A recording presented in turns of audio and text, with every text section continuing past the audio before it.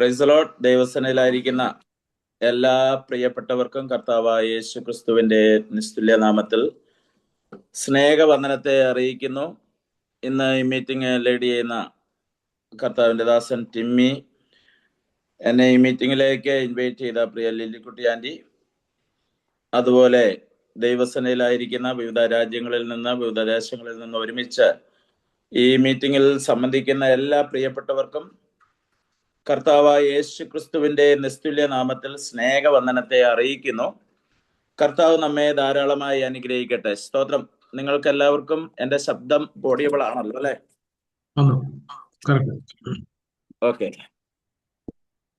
കഴിവുള്ളിടത്തോളം പ്രിയപ്പെട്ടവർ വീഡിയോയിലേക്ക് കടന്നു വരുവാൻ സാധിക്കുന്നവർ വീഡിയോയിൽ വന്നാൽ നമുക്ക് ഒരുമിച്ച് തിരുവചനം ധ്യാനിക്കുമ്പോൾ തന്നെ നമുക്ക് ഒരുമിച്ച് മുഖാമുഖമായി കണ്ടുകൊണ്ട് ദൈവത്തെ സ്തുതിക്കുവാനും കർത്താവിന്റെ സാന്നിധ്യം അനുഭവിപ്പാനും ഇടയാകുക. അതുകൊണ്ട് വീഡിയോയിൽ കടന്നു വരുവാൻ സാധിക്കുന്നവർ കടന്നു വരിക. പ്രിയ റോസമ്മ ആന്റിയെ ചില നാളുകൾക്ക് ശേഷം കാണുവാനിടയായി. പ്രിയപ്പെട്ടവരെ അനുഗ്രഹിക്കട്ടെ. പ്രിയ ആക്സസ് സിസ്റ്ററിനായി സ്തോത്രം ചെയ്യുന്നു. സിനോബി സിസ്റ്റർ, രജിത സിസ്റ്റർ, പ്രിയപ്പെട്ടവരെല്ലാം ദൈവം അനുഗ്രഹിക്കട്ടെ. നമ്മുടെ ഈ കൂട്ടായ്മയിലായിരിക്കുന്ന എല്ലാ പ്രിയപ്പെട്ടവരെയും കർത്താവ് സഹായിക്കട്ടെ. നമുക്ക് തിരുവചന പഠനമായിട്ടാണ് നാം ആയിരിക്കുന്നത്. ഇന്നത്തെ ഈ മീറ്റിംഗ് ഒരു ക്ലാസ് കൂടെ ആയിട്ടാണ് നമ്മൾ കൂടുവാൻ ആയിരിക്കുന്നത്. അതുകൊണ്ട് എല്ലാവരും പഠിക്കുവാനുള്ള ഒരു താല്പര്യത്തോടും കൂടെ ചില മിനിറ്റുകളായിരിക്കാം. ഇവിടെ സമയം രാത്രി 12 മണിയാകുകയാണ്. അതുകൊണ്ട് നിങ്ങൾക്ക് ഉറക്കം വരുന്നതിനെക്കാട്ടിലും കൂടുതൽ നേരത്തെ എനിക്കാണ് ഉറക്കം വരാൻ സാധ്യത. അതുകൊണ്ട് നിങ്ങൾ ആരും ഉറങ്ങരുത്. നമുക്ക് ശ്രദ്ധയോടുകൂടെ ദൈവവചനത്തിന് മുമ്പാകായിരിക്കാം. കാരണം വചനത്തിന് ശക്തിയുണ്ട്. അത് ക്ലാസ് ആയാലും അത് പ്രസംഗമായാലും അതേത് വിധത്തിലുള്ള ശുശ്രൂഷയാണേലും വചനം അകത്തോട്ട് കയറുമ്പോൾ അത് ശക്തിയായി വ്യാപരിക്കാൻ തുടങ്ങും. സ്തോത്രം. അത് ഞാടി നരമ്പുകളിലേക്ക് വ്യാപരിക്കുന്നതായി വചനം ഇരുവായ്ത്തലയുള്ള ഏത് വാളിനെക്കാട്ടിലും മൂർച്ചയേറിയതാണ് വചനമെന്നാണ് അറിയുന്നത്. അങ്ങനെയെങ്കിൽ ഈ വചനം ഏതു സമയത്തും നമ്മുടെ ഉള്ളിലേക്ക് വന്നാൽ അത് ശക്തിയായി തീരും, അത് വിശ്വാസമായി പരിണമിക്കും, അത് സൗഖ്യം നൽകുന്നതാണ്, അത് വിടുതൽ ഒരുക്കുന്നതാണ്, അത് അത്ഭുതങ്ങൾ നമ്മുടെ ജീവിതത്തിൽ ചെയ്യും. അതുകൊണ്ട് പ്രാർത്ഥനയോടെ ദൈവസന്നിധിയിൽ നമുക്കായിരിക്കാം. കർത്താവ് നമ്മെ അനുഗ്രഹിക്കട്ടെ. സ്തോത്രം. ഇന്ന് നാം ഒരുമിച്ച് പഠിക്കുവാൻ ആഗ്രഹിക്കുന്ന വിഷയം ഫലപ്രദമായ സുവിശേഷീകരണം എങ്ങനെ ചെയ്യാം എന്നുള്ളതാണ് നാം ഇന്ന് പഠിക്കുവാൻ വേണ്ടി എടുക്കുന്ന ടോപ്പിക്ക്. കഴിഞ്ഞ ചില ദിവസങ്ങൾക്ക് മുമ്പ് ഞാൻ സഹോദരിമാർ സുവിശേഷീകരണത്തിൽ എങ്ങനെ വിജയിക്കാം എന്ന വിഷയത്തെക്കുറിച്ച് ചിന്തിച്ചപ്പോൾ ഈ ഗ്രൂപ്പിലുള്ള പ്രിയപ്പെട്ടവർ പലരും അതിൽ സംബന്ധിക്കുകയും അവർക്ക് ആ ഒരു സുവിശേഷീകരണം എന്ന വിഷയം തന്നെ ഇന്ന് സംസാരിക്കണമെന്നുള്ള ഒരു അഭിപ്രായം എന്നോട് പറയുകയും ചെയ്തതുകൊണ്ട് ഫലപ്രദമായ സുവിശേഷീകരണം എങ്ങനെ നമുക്ക് ചെയ്യാം, എങ്ങനെ സുവിശേഷീകരണത്തിൽ നമുക്ക് വിജയിക്കാം എന്ന് നമ്മൾ ഒരുമിച്ച് പഠിക്കാൻ പോവുകയാണ്. സ്തോത്രം. നമുക്ക് ലേവ്യ പുസ്തകം എടുക്കാം. അതിന്റെ 5-ാം അധ്യായം 1-ാമത്തെ വാക്യം ഒരാൾ വായിക്കാം. Leviticus chapter 5 verse 1. ഒരുത്തൻ സത്യവാചകം കേട്ടിട്ട് താൻ സാക്ഷിയായി കാണുകയോ അറിയോ ചെയ്തത് അറിയിക്കാതെ അങ്ങനെ പാപം ചെയ്താൽ അവൻ തന്റെ കുറ്റം വഹിക്കണം. Thank you. ന്യായപ്രമാണം നൽകുന്ന സമയത്ത് ലേവ്യ പുസ്തകം 5-ാം അധ്യായം 1-ാം വാക്യത്തിൽ പറയുകയാണ്, ഒരുത്തൻ സത്യവാചകം കേട്ടിട്ട് താൻ സാക്ഷിയായി കാണുകയോ അറിയുകയോ ചെയ്തത് അറിയിക്കാതെ ഇരിക്കുകയാണെങ്കിൽ അത് പാപമാണെന്നാ പറയുന്നത്. പാപമെന്ന് നമ്മൾ ചിന്തിക്കുന്ന മോഷണവും കൊലപാതകവും വ്യഭിചാരവും പിടിച്ചുപറിയും മാത്രമല്ല പാപം.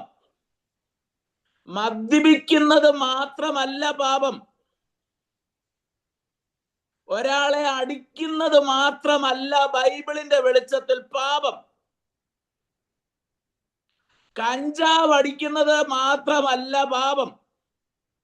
ഞാൻ പറയുന്നത് ദൈവമക്കൾക്ക് മനസ്സിലാകുന്നുണ്ടായിരിക്കാം.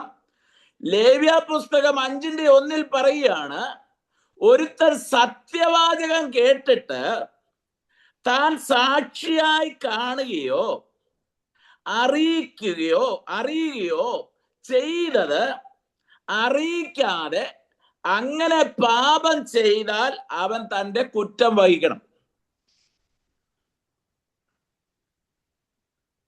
എത്ര പേർക്ക് മനസ്സിലാകുന്നുണ്ട്? അപ്പോസ്തല പ്രവൃത്തി 1:8 പറയുന്നു, ആകയാൽ പരിശുദ്ധാത്മാവ് നിങ്ങളുടെ മേൽ വരുമ്പോൾ നിങ്ങൾ ശക്തി ലഭിച്ചിട്ട് യെരുശലേമിലും യഹൂദിയയിലും ശമര്യയിലും ഭൂലോകത്തിന്റെ അറ്റത്തോളം എന്ത് ചെയ്യുവിനെന്നാ പറഞ്ഞേ?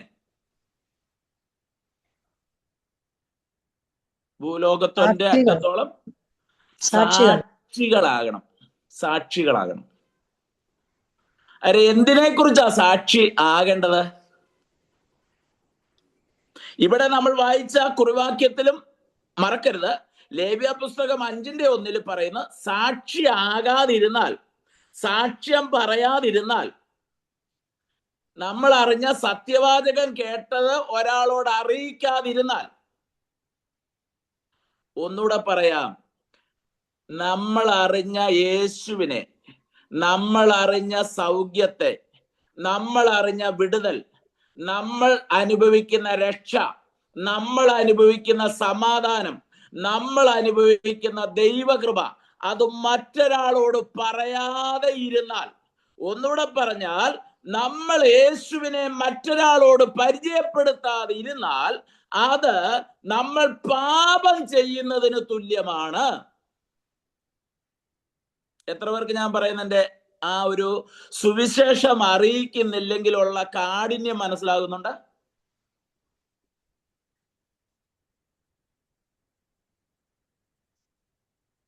ഞാൻ ഇപ്പൊ മോഷ്ടിക്കുന്നില്ല, ഞാൻ കൊലപാതകം ചെയ്യുന്നില്ല, ഞാൻ വ്യഭിചാരം ചെയ്യുന്നില്ല, ഞാൻ പാപമൊന്നും ചെയ്യുന്നില്ല എന്നതുകൊണ്ട് നമ്മൾ പാപം ചെയ്യുന്നില്ല എന്ന് ചിന്തിക്കരുത്. ലേവ്യ പുസ്തകം 5:1 എന്താ പറഞ്ഞേ? ഒരുത്തൻ സത്യവാചകം കേട്ടിട്ട്. എന്താ സത്യവാചകം? ദാവീദിന്റെ സന്തതിയായി ജനിച്ച് മരിച്ച് അടക്കപ്പെട്ട് ഉയർത്തെഴുന്നേറ്റിരിക്കുന്ന യേശുവിനെ ഓർത്തുകൊള്ളുക, അതാകുന്നു എന്റെ സുവിശേഷം. ഒന്നുകൂടെ പറഞ്ഞാൽ അതാണ് സത്യവാചകം. ഒന്നുകൂടെ പറയുകയാണെങ്കിൽ, 2000-ൽ പരം വർഷങ്ങൾക്ക് മുമ്പ് കാൽവറിയിൽ എന്റെ പാപങ്ങൾക്ക് വേണ്ടി യേശു മരിച്ചു, അടക്കപ്പെട്ടു, ഉയർത്തെഴുന്നേറ്റ് ഇന്നു ജീവിക്കുന്നു എന്ന് ഒരാളോട് പറയുന്നതാണ് സത്യവാചകം. ഈ സത്യവാചകം അറിഞ്ഞിട്ട് അത് വീട്ടിലുള്ള അമ്മാച്ചനോട് പറയാതിരുന്നാൽ, അത് റോസമാൻഡി കൂടെ വർക്ക് ചെയ്യുന്ന ജോലി സ്ഥലത്ത് പറയാതിരുന്നാൽ, ജോലിക്ക് പോകുന്ന ഒരാൾ ജോലിയിൽ പറയാതിരുന്നാൽ, കൂടെ പഠിക്കുന്ന ഒരാളോട് ഈ സുവിശേഷം പറയാതിരുന്നാൽ, നാണക്കേട് വിചാരിച്ചാൽ ഒരു കാര്യം ഓർത്തോണം, അത് പാപമാണ്.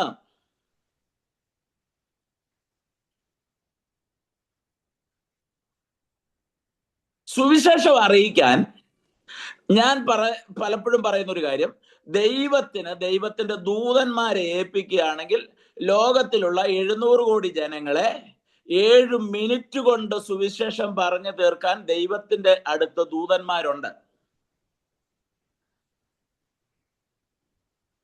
700 കോടി ജനത്തിന്റെ അടുത്ത് 1 മിനിറ്റ് കൊണ്ട് വേണമെങ്കിൽ സുവിശേഷം കറക്റ്റായിട്ട് പറയാനും, അവര് പറയുന്ന സുവിശേഷം 1 മിനിറ്റ് കൊണ്ട് വിശ്വസിപ്പിക്കാനും ദൈവത്തിന് സാധിക്കും.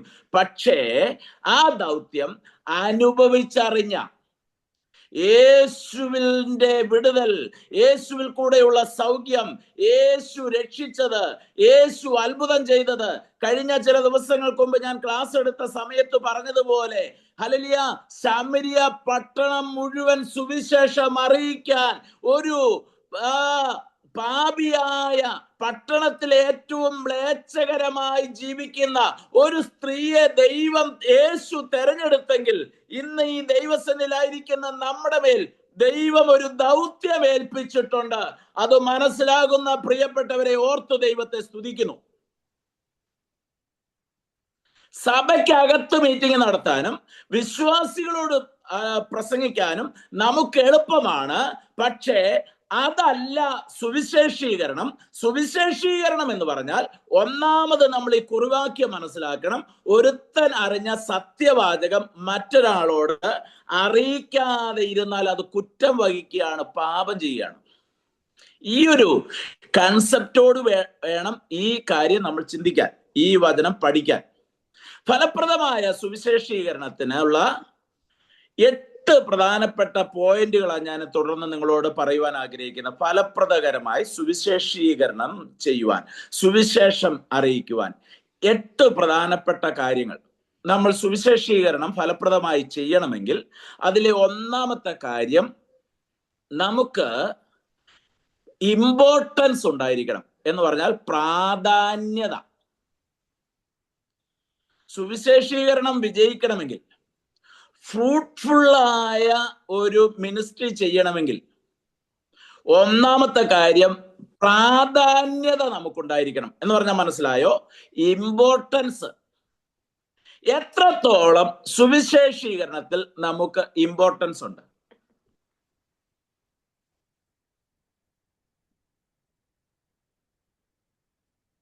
നോർത്ത് ഇന്ത്യയിലായിരിക്കുന്ന പാവപ്പിടിച്ച ഒരു ദൈവദാസന് മാത്രമല്ല സുവിശേഷീകരണത്തിൽ പ്രാധാന്യതയുള്ളത്. പാസ്റ്റേഴ്സിന് മാത്രമല്ല സുവിശേഷീകരണത്തിൽ പ്രാധാന്യതയുള്ളത്, കൽപ്പിക്കേണ്ടത്. ഓരോ വിശ്വാസിയുടെയും കടമയാണ് സുവിശേഷീകരണത്തിൽ അവർക്ക് ഒരു ഇമ്പോർട്ടൻസ്, പ്രാധാന്യത അവർ നൽകണം.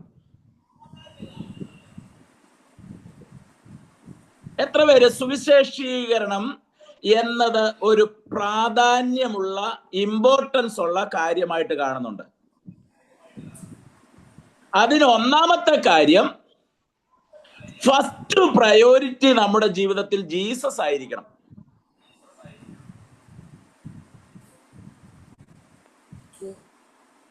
ഫസ്റ്റ് പ്രയോറിറ്റി എന്തായിരിക്കണം?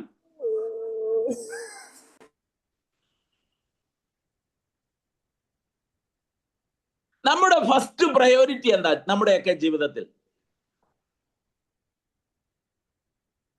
നമുക്കൊരു ദിവസം എഴുന്നേറ്റ് കഴിഞ്ഞാലുള്ള പ്രധാനപ്പെട്ട കാര്യം എന്താ? നമ്മൾ പറയും രാവിലെ എഴുന്നേറ്റ് പല്ല് തേക്കും,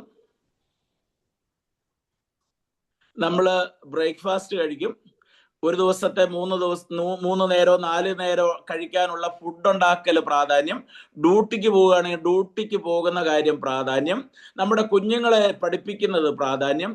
എത്ര പേർക്ക് സുവിശേഷീകരണത്തിൽ സുവിശേഷം അറിയിക്കുന്നത്, ഒന്നുകൂടെ പറഞ്ഞാൽ യേശു പ്രാധാന്യമേറിയ വിഷയമായിട്ടുണ്ട്? ഒരു വ്യക്തിയുടെ ആത്മാവിനെ കുറിച്ച് നമുക്ക് എത്ര ആത്മഭാരമുണ്ട്? നമ്മുടെ വീട്ടിൽ ഇതുവരെയും, നമ്മുടെ ലോകം മുഴുവൻ ഒന്നും നന്നാക്കാനോ യേശുവിനെ അറിയാനോ ഒന്നും നമ്മൾ അറിയിക്കാനോ ഒക്കെ പോകുന്നതിലുപരി നമ്മുടെ കുടുംബത്തിൽ തന്നെ എത്ര പേര് ഇനിയും രക്ഷയിലേക്ക് വരാനുണ്ട്? First priority. What is your priority? ഞാൻ അങ്ങനെ ഒരു ട്രാക്ട് തന്നെ എഴുതിയിട്ടുണ്ട്. What is your priority? മലയാളത്തിലും ഇംഗ്ലീഷിലും ഉണ്ട് നമുക്ക് ആ tract. What is your priority? എന്താണ് നിങ്ങളുടെ ജീവിതത്തിലെ പ്രാധാന്യമുള്ള കാര്യം? എത്ര പേർക്ക് യേശു, എത്ര പേർക്ക് സുവിശേഷം, എത്ര പേർക്ക് കർത്താവിന്റെ വേല, ഇതിന് പ്രാധാന്യത കൊടുക്കുന്നുണ്ട്? ഇന്ന് വരെയും അങ്ങനെ ഒരു കാര്യം ചിന്തിച്ചിട്ടില്ലെങ്കിൽ പ്രാധാന്യം കർത്താവിനാകട്ടെ, പ്രയോറിറ്റി കർത്താവിനാകട്ടെ. മുമ്പേ അവന്റെ രാജ്യവും നീതിയും അന്വേഷിപ്പിൻ, അതോടുകൂടെ നമുക്ക് സകലവും തരാൻ കഴിയുന്ന ഒരു കർത്താവ്. ഇന്ന് ഈ പ്രേയറിലിരിക്കുന്ന നിങ്ങളോട് ഒരു ദൂതും കൂടെ ഞാൻ പറയാം. കർത്താവിന് പ്രാധാന്യം കൊടുക്കുന്നെങ്കിൽ, കർത്താവിന്റെ വേലയ്ക്ക് പ്രാധാന്യം കൊടുക്കുന്നെങ്കിൽ, കർത്താവിന്റെ രാജ്യത്തിന് പ്രാധാന്യം കൊടുക്കുന്നെങ്കിൽ, ദൈവം നമ്മെ അനുഗ്രഹിപ്പാൻ മതിയായവനാണ്. സ്തോത്രം. ഞാനിത് വെറുതെ ഒരു കഥ പറയുന്നല്ല. ഞാൻ 15-ാമത്തെ വയസ്സിൽ സുവിശേഷ വേലയ്ക്ക് വേണ്ടി ഇറങ്ങിയ ഒരാളാണ്. 32 വർഷമായിട്ട് ഞാനിപ്പോ സുവിശേഷ വേലയിൽ തന്നെ ആയിരിക്കുക. ജോലിയൊക്കെ ചെയ്യുന്നുണ്ട് എങ്കിലും അപ്പൊ നിങ്ങൾക്കിപ്പോ എന്റെ വയസ്സ് ഏകദേശം പിടികിട്ടി കാണും. ആൾക്കാർക്ക് അന്നേരം പ്രാധാന്യത പറയുന്ന സുവിശേഷത്തെക്കാട്ടിലും ഈ സമയത്ത് ഇരുന്ന് കൂട്ടുന്ന 15 പ്ലസ് 32 പ്ലസ് മൊത്തം എത്ര റോഷൻ ബാസിന് വയസ്സായി എന്ന് അറിയാനായിരിക്കും നമുക്ക് പ്രാധാന്യം. വന്ന വാസന ഇത്രയും പ്രായമുണ്ട്, അതിനല്ല പ്രാധാന്യം. നമ്മൾ വേണ്ടാത്ത കാര്യങ്ങളിൽ ഇരുന്ന് കാൽക്കുലേറ്റ് ചെയ്യാതെ, ഞാൻ എൻ്റെ ഈ 40 വയസ്സിനോടകം, 45 വയസ്സിനോടകം, 50 വയസ്സിനോടകം ഞാൻ എത്ര പേരോട് സുവിശേഷം പറഞ്ഞു? ഞാൻ എത്രത്തോളം പ്രാധാന്യം യേശുവിന് കൊടുത്തിട്ടുണ്ട്? ഞാൻ എത്ര പേരെ ഈ ദൈവകൃപയിലേക്ക് നയിച്ചിട്ടുണ്ട്? എൻ്റെ ഭവനത്തിൽ നിന്ന് എത്ര പേർ വിശ്വാസത്തിൽ വന്നിട്ടുണ്ട്? എൻ്റെ കൂടെ ജോലി ചെയ്യുന്ന എത്ര പേരോട് ഞാൻ സുവിശേഷം പറഞ്ഞു? ഇന്ന് പകലിൽ, ഇന്ന് രാത്രിയിൽ ദൈവസേനയിലായിരിക്കുന്ന നമുക്ക് പ്രയോറിറ്റി ദൈവത്തിനാണെങ്കിൽ, ബാലസിംഹങ്ങളും ഇരകിട്ടാതെ വിശന്നിരിക്കുമ്പോൾ യഹോവയെ അന്വേഷിക്കുന്ന ഒരു ദൈവ പൈതലിന് ദൈവം നന്മ മുടക്കം വരുത്തത്തില്ല. ദൈവത്തിന് പ്രാധാന്യം കൊടുക്കുന്ന, കർത്താവിന്റെ വേലയ്ക്ക് പ്രാധാന്യം കൊടുക്കുന്ന ഒരു ദൈവ പൈതലെ, നിന്നെ മാനിക്കുന്ന ഒരു സ്വർഗമുണ്ടെന്ന് ഈ മീറ്റിംഗിൽ ദൈവവചനത്തിലൂടെ ഞാൻ ഉറപ്പിച്ചു പറയുക. സ്തോത്രം. പ്രയോറിറ്റി എന്തൊക്കെ ജീവിതത്തിൽ വന്നാലും പ്രയോറിറ്റി ദൈവത്തിനായിരിക്കണം. നിങ്ങൾക്ക് ചിലപ്പോ കോടികൾ നിങ്ങളുടെ കയ്യിലുണ്ടായിരിക്കാം,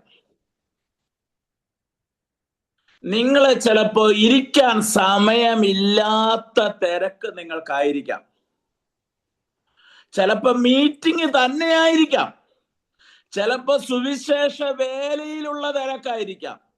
എന്തു തിരക്ക് വന്നാലും പ്രയോറിറ്റി ജീസസ് ആയിരിക്കണം. നിങ്ങളൊരു കാര്യം കേട്ടിട്ടുണ്ടോ? ഒരിക്കൽ ജോൺ ഓസ്റ്റിൻ എന്ന് പറയുന്ന ദേവദാസനെ കുറിച്ച് കേട്ടിട്ടുണ്ടോ? ജോൺ ഓസ്റ്റിൻ, ജോയൽ ഓസ്റ്റിൻ എന്ന് പറയുന്ന അദ്ദേഹത്തിന്റെ മകൻ ഇപ്പോൾ ജീവനോടുണ്ട്. ജോൺ ഓസ്റ്റിൻ കേരളത്തിൽ കുമ്പനാട് വന്ന സമയത്ത് ഞാൻ നേരിട്ട് കാണുവാനിടയായിട്ടുണ്ട്. ഒരു അമേരിക്കൻ മിഷണറിയാണ് ജോൺ ഓസ്റ്റിൻ. അദ്ദേഹം വളരെ തിരക്കോടെ ക്രൂസൈഡുകൾ നടത്തുന്ന ഒരു സമയത്ത് അദ്ദേഹത്തിന്റെ ക്രൂസൈഡുകളിലെല്ലാം വലിയ മിറക്കിൾസ് നടക്കാറുണ്ട്. അദ്ദേഹത്തിനോട് ദൈവത്തിന്റെ ആത്മാവ് പറഞ്ഞാൽ മാത്രമേ അദ്ദേഹം ഒരു മീറ്റിങ്ങിന് പോവുകയുള്ളൂ. അദ്ദേഹം പറഞ്ഞ അദ്ദേഹത്തിന്റെ പുസ്തകത്തിൽ, ജോൺ ഓസ്റ്റിന്റെ ഒരു പുസ്തകത്തിൽ ഞാൻ വായിച്ചതാണ്. ഒരിക്കൽ വലിയൊരു ക്രൂസൈഡ് ഒരു രാജ്യത്ത് സംഘടിപ്പിച്ചിരിക്കുകയാണ്. 3 ദിവസത്തെ ക്രൂസൈഡ്. മാസങ്ങൾക്ക് മുമ്പേ പ്ലാൻ ചെയ്ത ക്രൂസൈഡാണ്. എല്ലാവരും ഒന്ന് ശ്രദ്ധിക്കണേ. മാസങ്ങൾക്ക് മുമ്പ് പ്ലാൻ ചെയ്ത ക്രൂസൈഡാണ്.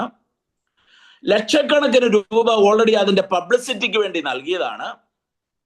പക്ഷേ ആ മീറ്റിങ്ങിന്റെ സമയത്ത് അദ്ദേഹത്തിന് പ്രസംഗിക്കാനുള്ള ദൂതോ അദ്ദേഹത്തിന് യാതൊരു വിധമായ ഗൈഡൻസോ ആ മീറ്റിങ്ങിന് കിട്ടുന്നില്ല.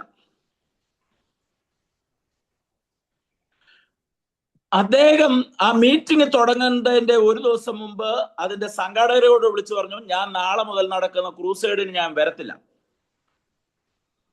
അതിന്റെ സംഘാടകർ പറഞ്ഞു, ലക്ഷങ്ങൾ മുടക്കുന്ന ക്രൂസൈഡാണ്, ലക്ഷക്കണക്കിന് രൂപ ഈ ഇത്രയും സമയം കൊണ്ട് പബ്ലിസിറ്റിക്ക് തന്നെ മുടക്കി. പക്ഷെ അദ്ദേഹം പ്രാർത്ഥനാ മുറിയിൽ കയറി പ്രാർത്ഥിക്കാനിരുന്നിട്ട് ഒരു മെസ്സേജോ ഒരു ദൂതോ ഈ മീറ്റിങ്ങിന് കടന്നു പോകാൻ അദ്ദേഹത്തിന് ഗൈഡൻസ് കിട്ടുന്നില്ല. അദ്ദേഹം ആ മീറ്റിംഗ് ക്യാൻസൽ ചെയ്തു. നമ്മളായിരുന്നെങ്കിലോ നമ്മൾ ക്യാൻസൽ ചെയ്തില്ല. നമ്മൾ എങ്ങനെയാണേലും ഒരു മെസ്സേജ് കിട്ടിയില്ലേലും നമുക്ക് ഒരു ഗൈഡൻസ് ഇല്ലേലും ഇത്രയും പേര് കൂടുന്ന ഒരു ക്രൂസൈഡ് ആണെങ്കിൽ നമ്മൾ പോകും. ബിലയാം അങ്ങനെ പോയെ. ഞാൻ പറയുന്നത് മനസ്സിലായോ? ബാലാക്ക് പറഞ്ഞ സമയത്ത് ബിലയാം ദൈവം പറഞ്ഞത് കേൾക്കാതെ ബിലയാം പോകുവാനിടയായി. ഇദ്ദേഹം ആ ദിവസങ്ങളിൽ കയറി പ്രാർത്ഥനാ മുറിക്കകത്ത് കയറി ഇരുന്നു. പ്രാർത്ഥിക്കാനിരുന്നപ്പോ ദൈവം അദ്ദേഹത്തോട് ഒന്നാമത്തെ ദിവസം അദ്ദേഹം എന്ത് ചെയ്യുന്ന അറിയാമോ? അന്നത്തെ ഈ ക്രൂസൈഡ് നടക്കേണ്ട ക്രൂസൈഡ് ക്യാൻസൽ ചെയ്തിട്ട് അദ്ദേഹത്തിന്റെ പ്രയർ റൂമിൽ കയറി വൈഫിനോടും ബാക്കി പ്രിയപ്പെട്ടവരോടും പറഞ്ഞു, എന്നെ എമർജൻസി ഇല്ലാതെ ഒന്നിനും വിളിക്കരുത്, ഞാൻ പ്രയർ റൂമിലായിരിക്കും.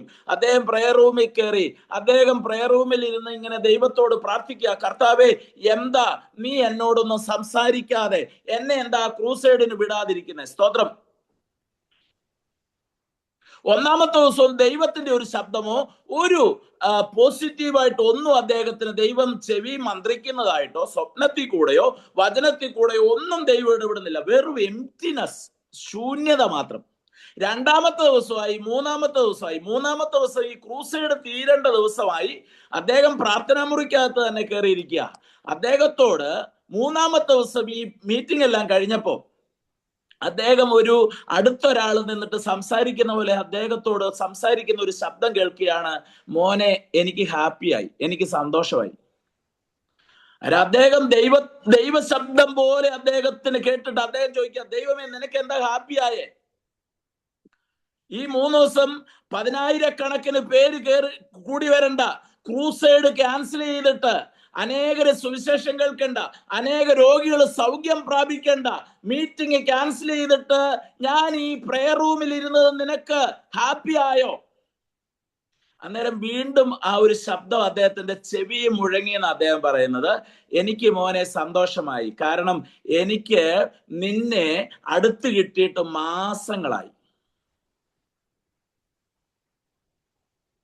നീയും ഞാനും കൂടെ അടുത്തിരുന്നിട്ട് മാസങ്ങളായി. നിങ്ങൾക്ക് ഞാൻ പറയുന്നതിന്റെ പോയിന്റ് മനസ്സിലായോ? അന്നേരം അദ്ദേഹം ദൈവത്തോട് ചോദിക്കുക, ദൈവമേ, ഞാൻ നിനക്ക് വേണ്ടിയല്ലേ ഈ ക്രൂസൈഡിന് പോകുന്നേ? ഒരു ക്രൂസൈഡ് ഹൂസ്റ്റണിൽ കഴിയുമ്പോൾ, ഒരു ക്രൂസൈഡ് കെനിയയിൽ, ഒരു ക്രൂസൈഡ് ഇന്ത്യയിൽ, ഒരു ക്രൂസൈഡ് അടുത്ത രാജ്യത്ത്, ഇങ്ങനെ രാജ്യങ്ങൾ തോറും ഒരു രാജ്യത്തുനിന്ന് അടുത്ത രാജ്യത്തോട്ട് പറന്നുപോയി സുവിശേഷം അറിയിച്ചുകൊണ്ടിരിക്കുന്നത് നിനക്ക് വേണ്ടിയല്ലേ? അന്നേരം അദ്ദേഹം കേട്ട ഒരു സ്വരം ഇതാണ്, പക്ഷെ മോനെ, നിന്നെ എനിക്ക് നേരിട്ട് കിട്ടിയിട്ട് കുറെ നാളായി, നീയും ഞാനും കൂടെ സംസാരിച്ചിട്ട് കുറെ നാളായി. എനിക്ക് വേണ്ടി നീ പലരോടും സംസാരിക്കുന്നുണ്ട്, എനിക്ക് വേണ്ടി നീ പലരോടും പല കാര്യവും പറയുന്നുണ്ട്, എന്നെ കുറിച്ച് നീ പലരോടും പറയുന്നുണ്ട്, പക്ഷേ ഞാനും നീയും കൂടെ മിണ്ടിയിട്ട് വർഷങ്ങളായില്ലേ? ഇന്ന് രാത്രി ഇവിടെ ഇരിക്കുന്ന പലരോടും ചോദിക്കുന്ന ഒരു ചോദ്യം ഞാനും ചോദിക്കട്ടെ. ഇമ്പോർട്ടൻസ്, പ്രാധാന്യം. സുവിശേഷ വേല പണമുണ്ടാക്കാനുള്ള ഒരു മാധ്യമമല്ല. ഇമ്പോർട്ടൻസ് യേശുവിനാകട്ടെ. ഇമ്പോർട്ടൻസ് നിന്റെ സഭയ്ക്കല്ല, ഇമ്പോർട്ടൻസ് നിന്റെ മിനിസ്ട്രിക്കല്ല, ഇമ്പോർട്ടൻസ് നിന്റെ കുഞ്ഞുങ്ങൾക്കല്ല, ഇമ്പോർട്ടൻസ് നിന്റെ രോഗത്തിനല്ല.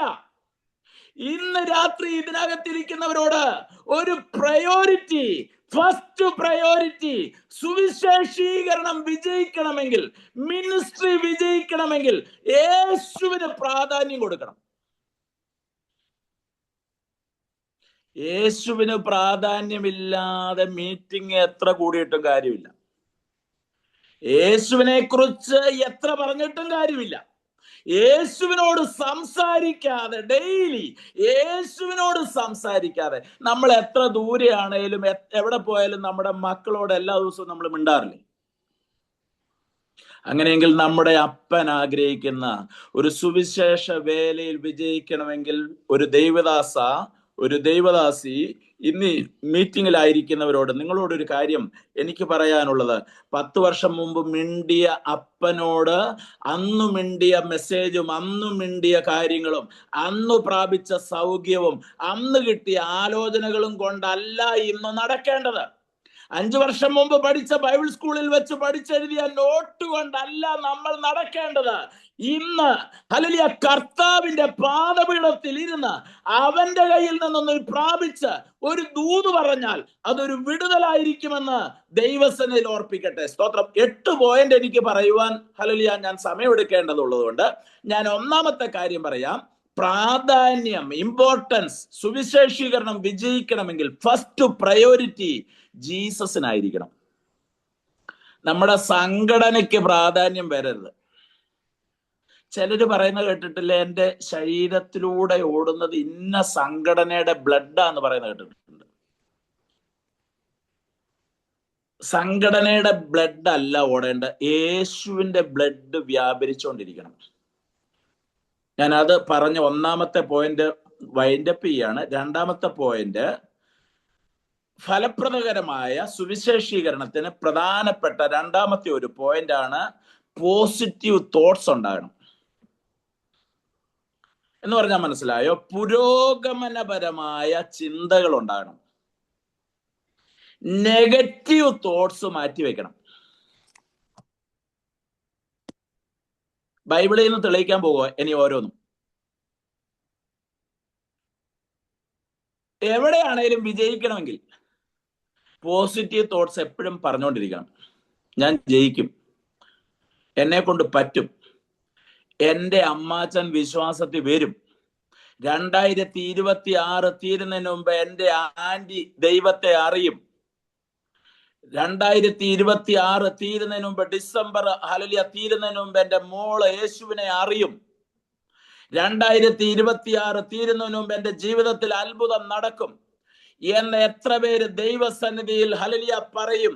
കഴിഞ്ഞ നാളുകളിലെ ഹല്ലേലൂയ സംഭവങ്ങളെ വിലയിരുത്തി ലോകത്തിൽ എന്തൊക്കെ സംഭവിച്ചു എന്നും ഈ വിഷയത്തിൽ എന്തൊക്കെയാണ് നടന്നതെന്നും നീ വിലയിരുത്തി നിന്റെ ഉള്ളിൽ നെഗറ്റീവ് ചിന്ത വരാൻ പാടില്ല. എന്റെ ദൈവത്തിന് പ്രവർത്തിക്കാൻ അധിക സമയം വേണ്ട. എന്റെ ദൈവം കഴിഞ്ഞ നാളുകളിൽ പ്രവർത്തിച്ച മാധ്യമങ്ങൾ ഒന്നുമല്ല ഇന്ന് വിജയിക്കാൻ ഉപയോഗിക്കുന്നത്. എല്ലായിടത്തും എല്ലാവരും പരാജയമായ കാര്യം നമ്മുടെ ജീവിതത്തിൽ വിജയത്തിന് ദൈവം കാരണമാക്കി തീർക്കും. ഫലപ്രദമായ സുവിശേഷീകരണത്തിന് പോസിറ്റീവ് തോട്ട്സ് എപ്പോഴും ഉണ്ടായിരിക്കണം. ചിലര് പറയാറില്ല, ഈ സ്ഥലത്ത് അവര് പരാജയപ്പെട്ടു അതുകൊണ്ട് ഞങ്ങളും പരാജയപ്പെടും, ഇവിടെ ഇന്ന ശക്തിയുണ്ട്, ഇന്ന ഹല്ലേലൂയ കുടിയിരിപ്പുണ്ട്, ഇന്ന ചാത്തനുണ്ട്, അല്ലെങ്കിൽ ഇന്ന പ്രവർത്തനമുണ്ട്, ഇന്ന മന്ത്രവാദമുണ്ട്, അല്ലെങ്കിൽ ഇവിടെ ഇന്ന പാർട്ടിക്കാർ ഇവിടെ മൊത്തമുണ്ട്, അല്ലെങ്കിൽ ഇവിടെ സുവിശേഷ വിരോധികൾ ഭയങ്കരമാണ് എന്ന് നീ ചിന്തിക്കുന്ന സ്ഥലത്ത് ഹല്ലേലൂയ നിന്റെ ചിന്ത മൊത്തം നെഗറ്റീവ് ആയിരിക്കും. ബൈബിളിൽ നിന്ന് തെളിയിക്കാൻ പോകുക. 12 പേരെ ദേശം ഉറ്റുനോക്കാൻ വേണ്ടി അയച്ച സന്ദർഭം നിങ്ങൾക്കറിയാം. വേണമെങ്കിൽ വാക്യം എടുത്തോ. സംഖ്യാപുസ്തകം നമ്പേഴ്സ് ചാപ്റ്റർ 13, 13-ാം അധ്യായം.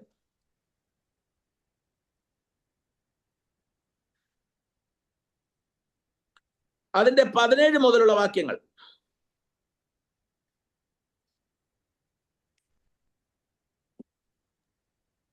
മോശ കനാൻ ദേശം ഉറ്റുനോക്കുവാൻ അവരെ അയച്ചു. അവരോട്, നിങ്ങൾ ഈ വഴി തെക്കേ ദേശത്ത് ചെന്ന് മലയിൽ കയറി ദേശം ഏത് വിധമുള്ളത്, അതിൽ കൂടിയിരിക്കുന്ന ജനം ബലവാന്മാരോ ബലഹീനരോ ചുരുക്കമോ അധികമോ, അവർ പാർക്കുന്ന ദേശം നല്ലതോ ആകാത്തതോ, അവർ വസിക്കുന്ന പട്ടണങ്ങൾ പാളയങ്ങളോ കോട്ടകളോ, ദേശം പുഷ്ടിയുള്ളതോ പുഷ്ടിയില്ലാത്തതോ, അതിൽ വൃക്ഷം ഉണ്ടോ ഇല്ലയോ എന്നിങ്ങനെ നോക്കി അറിവിൻ. നിങ്ങൾ ധൈര്യപ്പെട്ട് ദേശത്തിലെ ഫലം. സിസ്റ്റർ 27 മുതലുള്ള വാക്യം വായിച്ചേ. അടുത്തത്. അവർ അവനോട് വിവരിച്ചിട്ട് പറഞ്ഞത് എന്തെന്നാൽ, നീ ഞങ്ങളെ അയച്ച ദേശത്തേക്ക് ഞങ്ങൾ പോയി, അത് പാലും തേനും ഒഴുകുന്ന ദേശം തന്നെ, അതിലെ ഫലങ്ങൾ ഇതാ.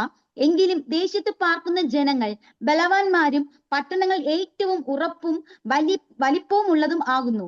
ഞങ്ങൾ അനാക്കിന്റെ പുത്രന്മാരെയും അവിടെ കണ്ടു. അമാലോക്യർ തെക്കേ ദേശത്ത് പാർക്കുന്നു, ഹിത്യരും യെബൂസ്യരും അമോര്യരും പർവ്വതങ്ങളിൽ പാർക്കുന്നു, കനാന്യർ കടൽക്കരയിലും യോർദാൻ നദി തീരത്തും പാർക്കുന്നു. അടുത്ത എന്നാൽ വാക്യം. കാലേബ് മോശയുടെ മുമ്പാകെ ജനത്തെ അമർത്തി, നാം ചെന്ന് അത് കൈവശമാക്കുക, അത് ജയിപ്പാൻ നമുക്ക് കഴിയും എന്ന് പറഞ്ഞു. Thank you. അവിടുന്ന് താഴോട്ട് പിന്നീട് നിങ്ങൾ നോക്കണം, മൊത്തം പ്രതിസന്ധി നിറഞ്ഞ ഒരു ചുറ്റുപാട്. കനാൻ ദേശം ഉറ്റുനോക്കാൻ ദൈവം മോശ പറഞ്ഞു വിട്ട 12 പേരിൽ 10 പേരും പോയിട്ട് പറഞ്ഞ കാര്യങ്ങൾ മുഴുവൻ നെഗറ്റീവാ. അവിടെ വലിയ തടസ്സമാണ്. ഇവിടെ വിജയിക്കത്തില്ല, ഇവിടെ പരാജയമായിരിക്കും, ഇത് നമുക്ക് പിടിച്ചെടുക്കാൻ സാധിക്കത്തില്ല, ഇവിടെ ഒരു രക്ഷയില്ല എന്ന് 10 പേരും പറഞ്ഞപ്പോ 2 പേര് മാത്രം പോസിറ്റീവ് തോട്ട്സ് പറയാൻ തുടങ്ങി. 2 പേര് മാത്രം പുരോഗമനപരമായ ചിന്തകൾ പറയാൻ പഠിച്ചു. നിങ്ങൾ ഈ യൂട്യൂബ് ഒക്കെ എടുത്ത് നോക്കിക്കഴിഞ്ഞാൽ ഈ പോസിറ്റീവായിട്ട് അല്ലെങ്കിൽ ഇങ്ങനെയുള്ള റീൽസ് ഇടുന്ന ആൾക്കാരെ കണ്ടിട്ടില്ല. എന്താ അവർക്ക് പറയുന്ന ഒരു കാര്യം? അവർക്കൊരു പേര് പറയുമല്ലോ,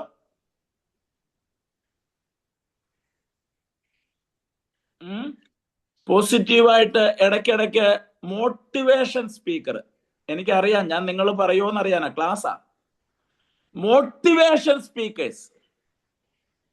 ഇവര് വചനമൊന്നുമല്ല പറയുന്നത്, അവരെ ദൈവം അയച്ചിട്ട് പറയുന്നൊന്നുമല്ല.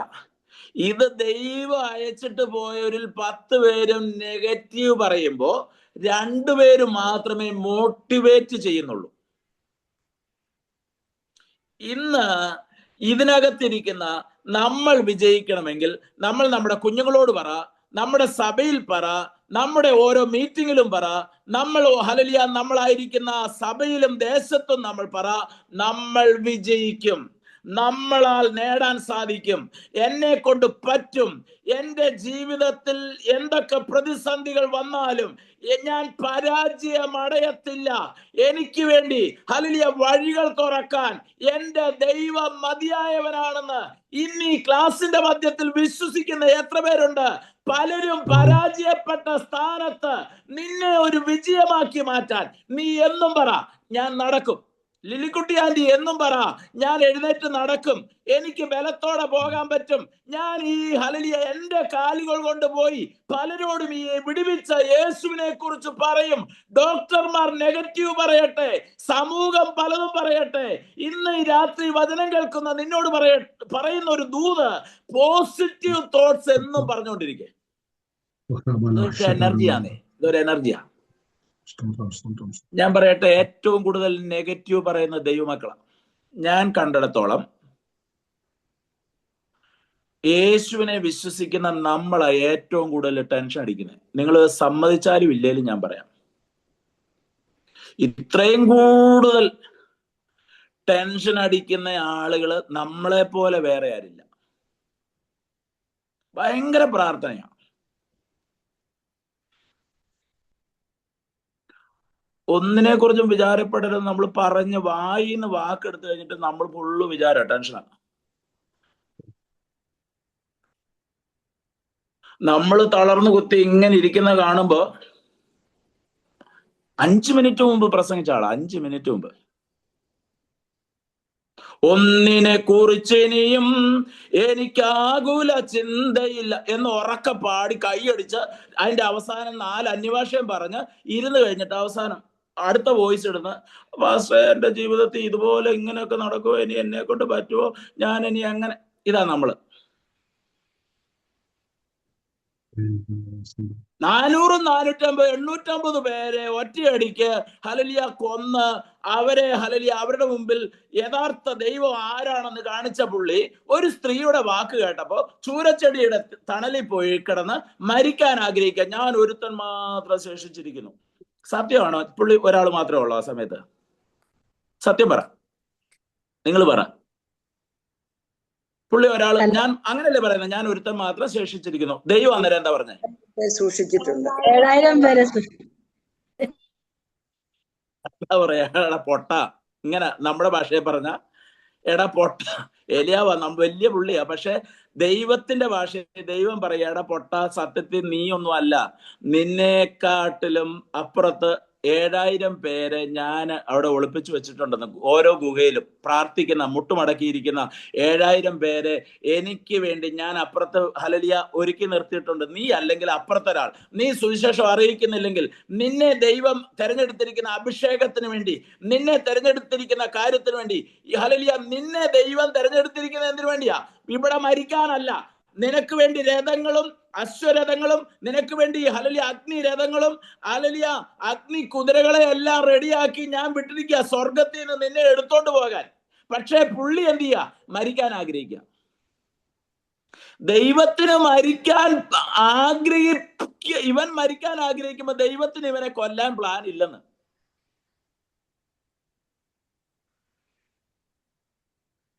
ചെറിയൊരു തലവേദന വന്നപ്പോഴത്തേന് പിന്നെ നമ്മൾ മരിക്കാൻ റെഡി ആയിട്ടിരിക്കുക. 10,000 രൂപ കടം വന്നപ്പോഴത്തേന് പിന്നെ നമ്മൾ ജയിലിൽ പോയി കിടക്കാൻ റെഡി ആയിട്ടിരിക്കുക. പിന്നെ പാട്ടുമില്ല, പ്രാർത്ഥനയില്ല, പിന്നെ സുവിശേഷവും ഇല്ല, പിന്നെ വിശ്വാസവും ഇല്ല.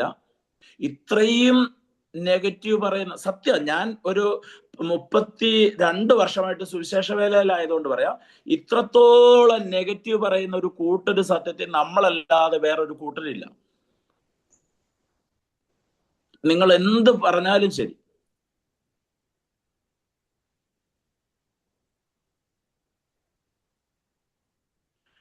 ഇന്ന് മുതൽ കുറഞ്ഞ പക്ഷം ഇതിനകത്തിരിക്കുന്നവരെങ്കിലും പോസിറ്റീവ് തോട്ട്സ് പറയാൻ തുടങ്ങട്ടെ.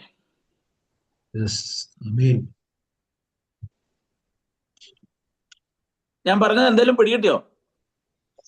ഭയങ്കര പാട്ടാ, ഭയങ്കര പ്രാർത്ഥനയാ, ഭയങ്കര വിശ്വാസ, ഭയങ്കര ഉണർവ.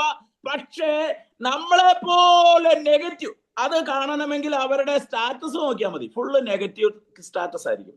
ഇപ്പൊ അറിയാൻ ഏറ്റവും വലിയ മാർഗം ഫുള്ള് നെഗറ്റീവ് സ്റ്റാറ്റസ് ആയിരിക്കും. കരയുന്ന പാട്ടുകളായിരിക്കും, മൊത്തം കരയുന്ന പാട്ടുകളായിരിക്കും. അങ്ങനെയുള്ളവരെ കണ്ടറിയാം. കരയുന്ന കാക്കയ്ക്കും എന്ന മൊത്തം കരച്ചിലുള്ള പാട്ടായിരിക്കും, മൊത്തം ശോകഗാനമായിരിക്കും.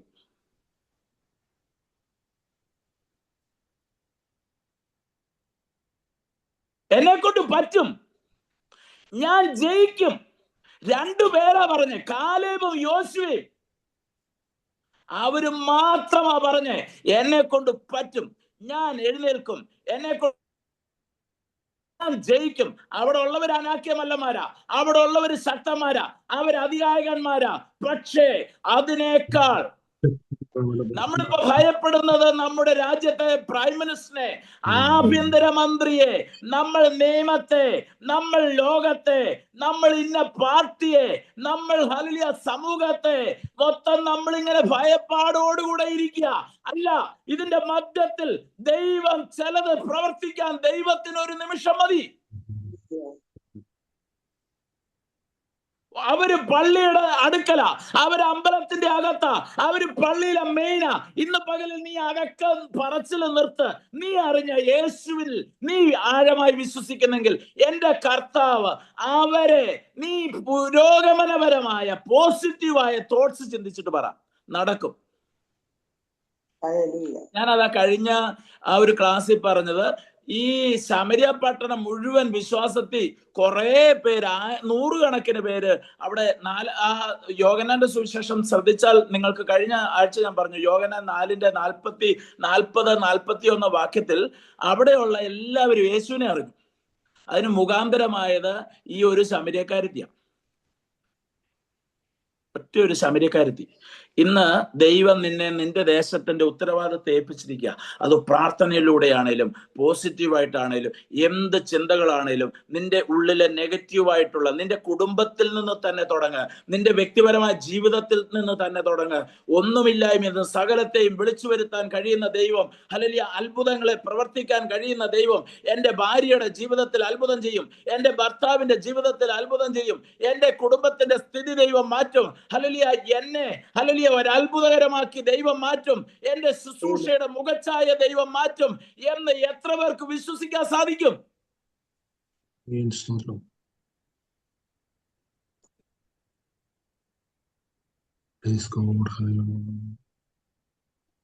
മൂന്നാമത്തെ കാര്യം, സമയം വളരെ വേഗത്തിൽ പോകുന്നല്ലോ. മൂന്നാമത്തെ കാര്യം, ഒരു വിഷൻ ഉണ്ടായിരിക്കണം. വിഷൻ. ഫലപ്രദമായ സുവിശേഷീകരണത്തിന്, വിജയകരമായ സുവിശേഷീകരണത്തിന് ഒരു വിഷൻ ഉണ്ടായിരിക്കണം. എന്ന് പറഞ്ഞാൽ ദർശനം ഉണ്ടായിരിക്കണം.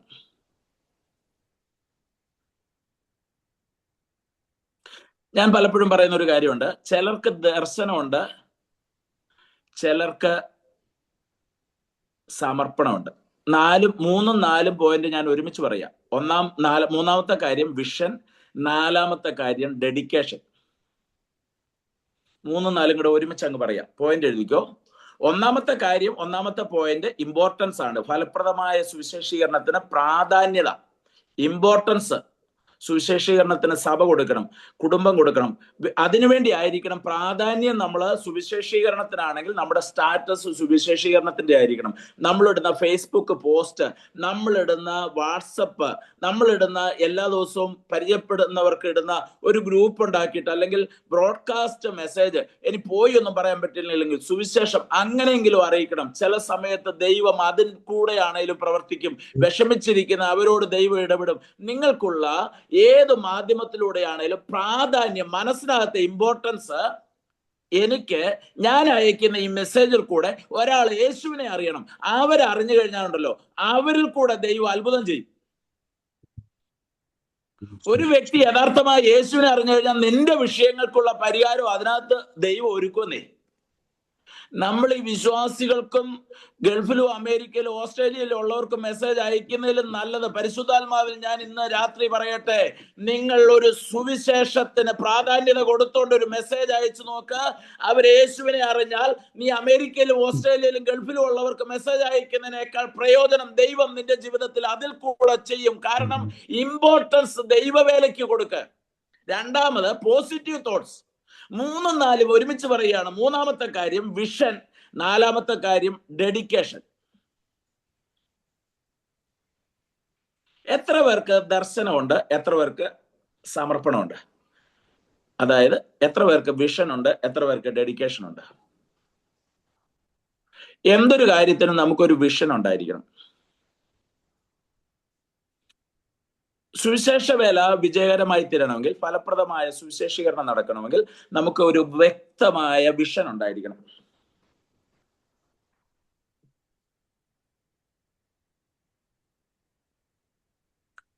ഞാൻ നേതൃത്വം കൊടുക്കുന്ന ഒരു മിറക്കിൾ മിനിസ്ട്രീസ് എന്ന് പറയുന്ന ഒരു പ്രവർത്തനമുണ്ട്. ഞാൻ മസ്കറ്റില് വർഷങ്ങൾക്ക് മുമ്പ് മസ്കറ്റിൽ ശുശ്രൂഷയ്ക്ക് വേണ്ടി പോയപ്പോൾ അവിടെ വെച്ച് ഒരു ദൈവാസൻ എന്നോട് പറഞ്ഞു, എനിക്ക് അന്ന് എൻ്റെ കയ്യിൽ 1 രൂപ പോലും, അല്ലെങ്കിൽ സുവിശേഷ വേലയ്ക്ക് വേണ്ടി അങ്ങോട്ട് കൊടുക്കാനില്ല, ഇങ്ങോട്ട് മേടിക്കാനുള്ള ഒരു നിലവാരമേ ഉള്ളൂ.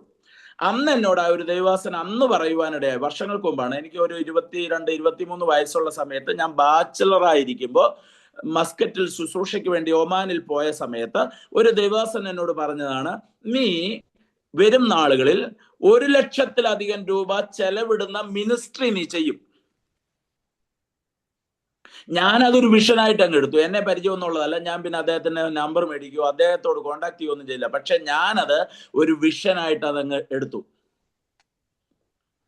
ഞാൻ ഇന്ന് പറയട്ടെ, ഇന്ന് ഹല്ലേലൂയ ഞാൻ ആയിരിക്കുന്ന മിനിസ്ട്രി, ഹല്ലേലൂയ, ഒരു മാസം 80,000-ഉം 1 ലക്ഷം രൂപയുടെ അടുത്ത് ചെലവിടുന്ന ഒരു മിനിസ്ട്രിയുടെ നേതൃത്വത്തിലാണ് ഞാൻ നിൽക്കുന്നത്, ഞാൻ ആയിരിക്കുന്നത്.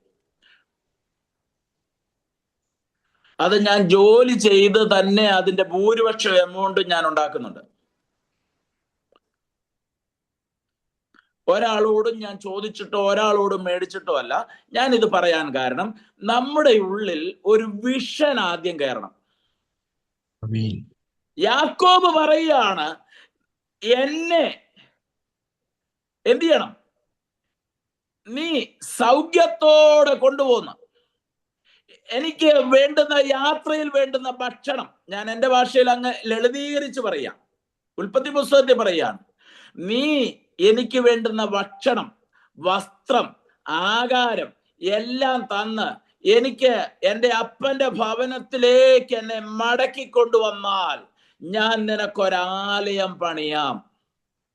അവന്റെ ഒരു ഡെഡിക്കേഷനാ. പക്ഷെ കൊണ്ടുവരുമോ, എന്താകും എന്നൊന്നും അവനൊരു ഉറപ്പില്ല. പുതിയ നിയമത്തിൽ പത്രോസ് പറയാണ്, കർത്താവേ, ഞങ്ങൾ സകലവും വിട്ട് നിന്നെ അനുഗമിച്ചു, ഞങ്ങൾക്ക് എന്തു കിട്ടും? സമർപ്പണമുണ്ട്, വിഷൻ ഇല്ല. ചിലർക്ക് വിഷൻ ഉണ്ട്, ചിലർക്ക് ഡെഡിക്കേഷൻ ഇല്ല. രൂത്തിനും ഞാൻ കഴിഞ്ഞ ഒരു ക്ലാസ്സിൽ പറയുവാനിടയായി തീർന്നു.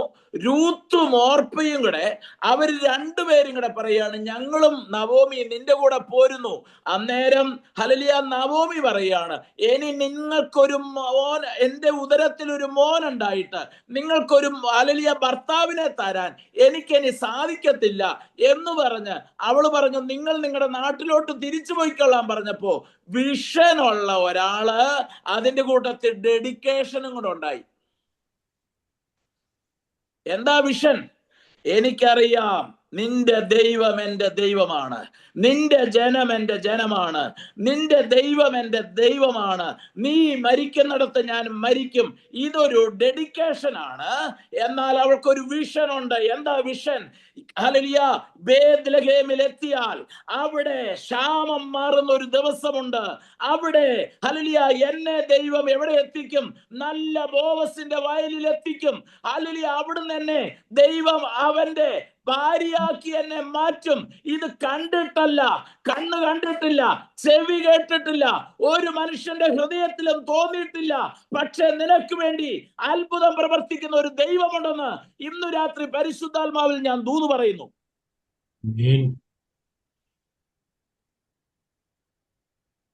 സമർപ്പണം നീ മോവാബിൽ വെച്ചാണ് എടുത്തത്. പക്ഷെ നീ കാണാത്ത ബേത്ലഹേമിലെ ചിലത് നിന്റെ ഡെഡിക്കേഷൻ മുഖാന്തരം ദൈവം നിനക്ക് ഒരുക്കാൻ പോവുക. രണ്ടും കൂടെ ഞാൻ ഒരുമിച്ച് ചേർത്ത് പറയാ. ദർശനമുള്ള വ്യക്തിയാണോ? നിന്റെ സമർപ്പണത്തിന് മുമ്പാകെ സമർപ്പണവും ദർശനവും ഒരുമിച്ച് ഉണ്ടെങ്കിൽ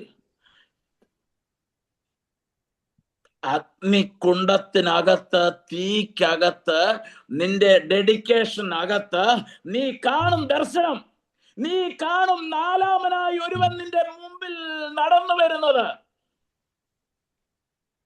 നിനക്കൊരു ഡെഡിക്കേഷൻ ഉണ്ടെങ്കിൽ സിംഹക്കുഴിക്കകത്ത് ഇറങ്ങി വരുന്ന ഒരുവനുണ്ടെന്ന്, സിംഹത്തിന്റെ വായ അടയ്ക്കുന്ന ഒരുവനുണ്ട്.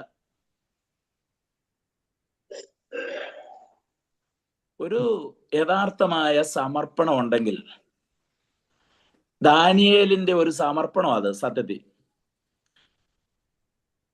സമർപ്പണം സത്യത്തിൽ ഉണ്ടെങ്കിൽ സിംഹക്കുഴിക്കകത്ത്, ഞാൻ ഈ കഴിഞ്ഞ ദിവസം അതിന്റെ ഒരു ഈ ഗ്രാഫിക് പിക്ചർ കണ്ടപ്പോ എനിക്ക് ഭയങ്കരമായിട്ട് ഞാൻ എന്നെ തന്നെ ഒന്ന് മനസ്സിലാക്കി.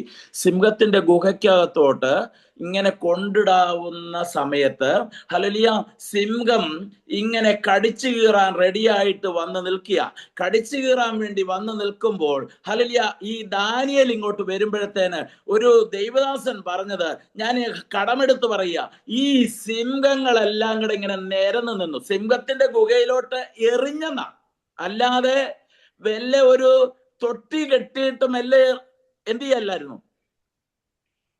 തൊട്ടി കെട്ടിയിട്ട് അല്ലെങ്കിൽ എന്തെങ്കിലും ഒരു സേഫായിട്ട് ഈ ദാനിയേലിനെ പിടിച്ച് അങ്ങോട്ട് ഇടുകയായിരുന്നു. അല്ല, മെല്ലെ ഒരു കയറ് കെട്ടി ഇതിൽ കൂടെ നീ ഒന്ന് മെല്ലെ ഇറങ്ങി നോക്കെന്ന് പറഞ്ഞിടുകയല്ല. ഒന്ന് രണ്ട് പേര് ഇവനെ എടുത്തോണ്ട് വന്നിട്ട് എറിയായിരുന്നു. സിംഹത്തിന്റെ ഗുഹയിലേക്ക് എറിഞ്ഞെന്നാ. എറിയ എന്ന് പറഞ്ഞാൽ രണ്ടുപേര് കാലും കൈയും പിടിച്ച് തൂക്കിയെടുത്ത് എറിയുമ്പോ ഒരു ദൈവദാസൻ പറഞ്ഞ, ഞാൻ കടമെടുത്ത് പറയാം, ദൈവം തമ്പുരാൻ പറഞ്ഞു, സിംഹമേ നീ പോയിട്ട് നിരന്ന് ഉള്ള സിംഹങ്ങളെല്ലാം കൂടെ നിരന്ന് നിൽക്കാൻ പറഞ്ഞെന്നാ. അദ്ദേഹത്തിന്റെ ഭാവന ഞാൻ കടമെടുത്ത് പറയാ. ഞാനും ചിന്തിച്ചു സത്യമായിരിക്കും. കാരണം അതിനകത്തോട്ട് പോയപ്പോ ദാനിയേലിന്റെ എല്ലൊടിയോ കൈയൊടിയോ ഹല്ലേലൂയ കൈയൊടിയോ ഒന്നും ചെയ്തില്ലല്ലോ, നട്ടെല്ലിനൊന്നും പരിക്ക് പറ്റിയില്ലല്ലോ, അവൻ തിരിച്ചു കയറി വന്നപ്പോഴും നടക്കാൻ പറ്റിയല്ലോ.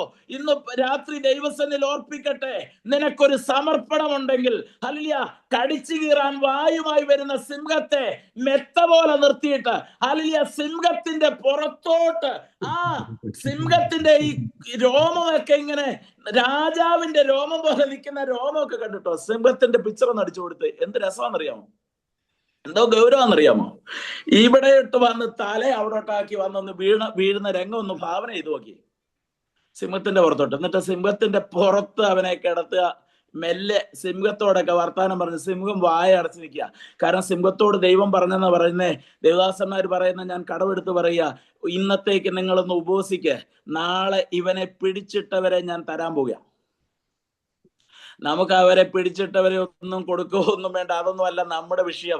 നമുക്ക് ഹല്ലേലൂയ, നമ്മളെ സംരക്ഷിക്കാൻ നമുക്കൊരു സമർപ്പണം ഉണ്ടെങ്കിൽ, നമുക്കൊരു വിഷൻ, ഹല്ലേലൂയ, സിംഹക്കൂട്ടിനകത്ത് ഒരു വിഷൻ തന്ന രാജാവിന് ദൈവത്തെ അറിയാൻ, ദാനിയേലിന്റെ ദൈവമെന്ന് ഇന്നും നമുക്ക് പറയാനിടയായി തീർന്നത് നിന്റെ ഒരു സമർപ്പണമാ.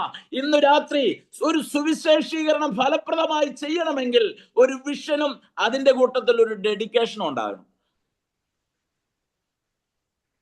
പലർക്കും ഭയങ്കര ദർശനമാണ്, ഞാന് ഇന്നയാളെ പോലെ പ്രസംഗിക്കും.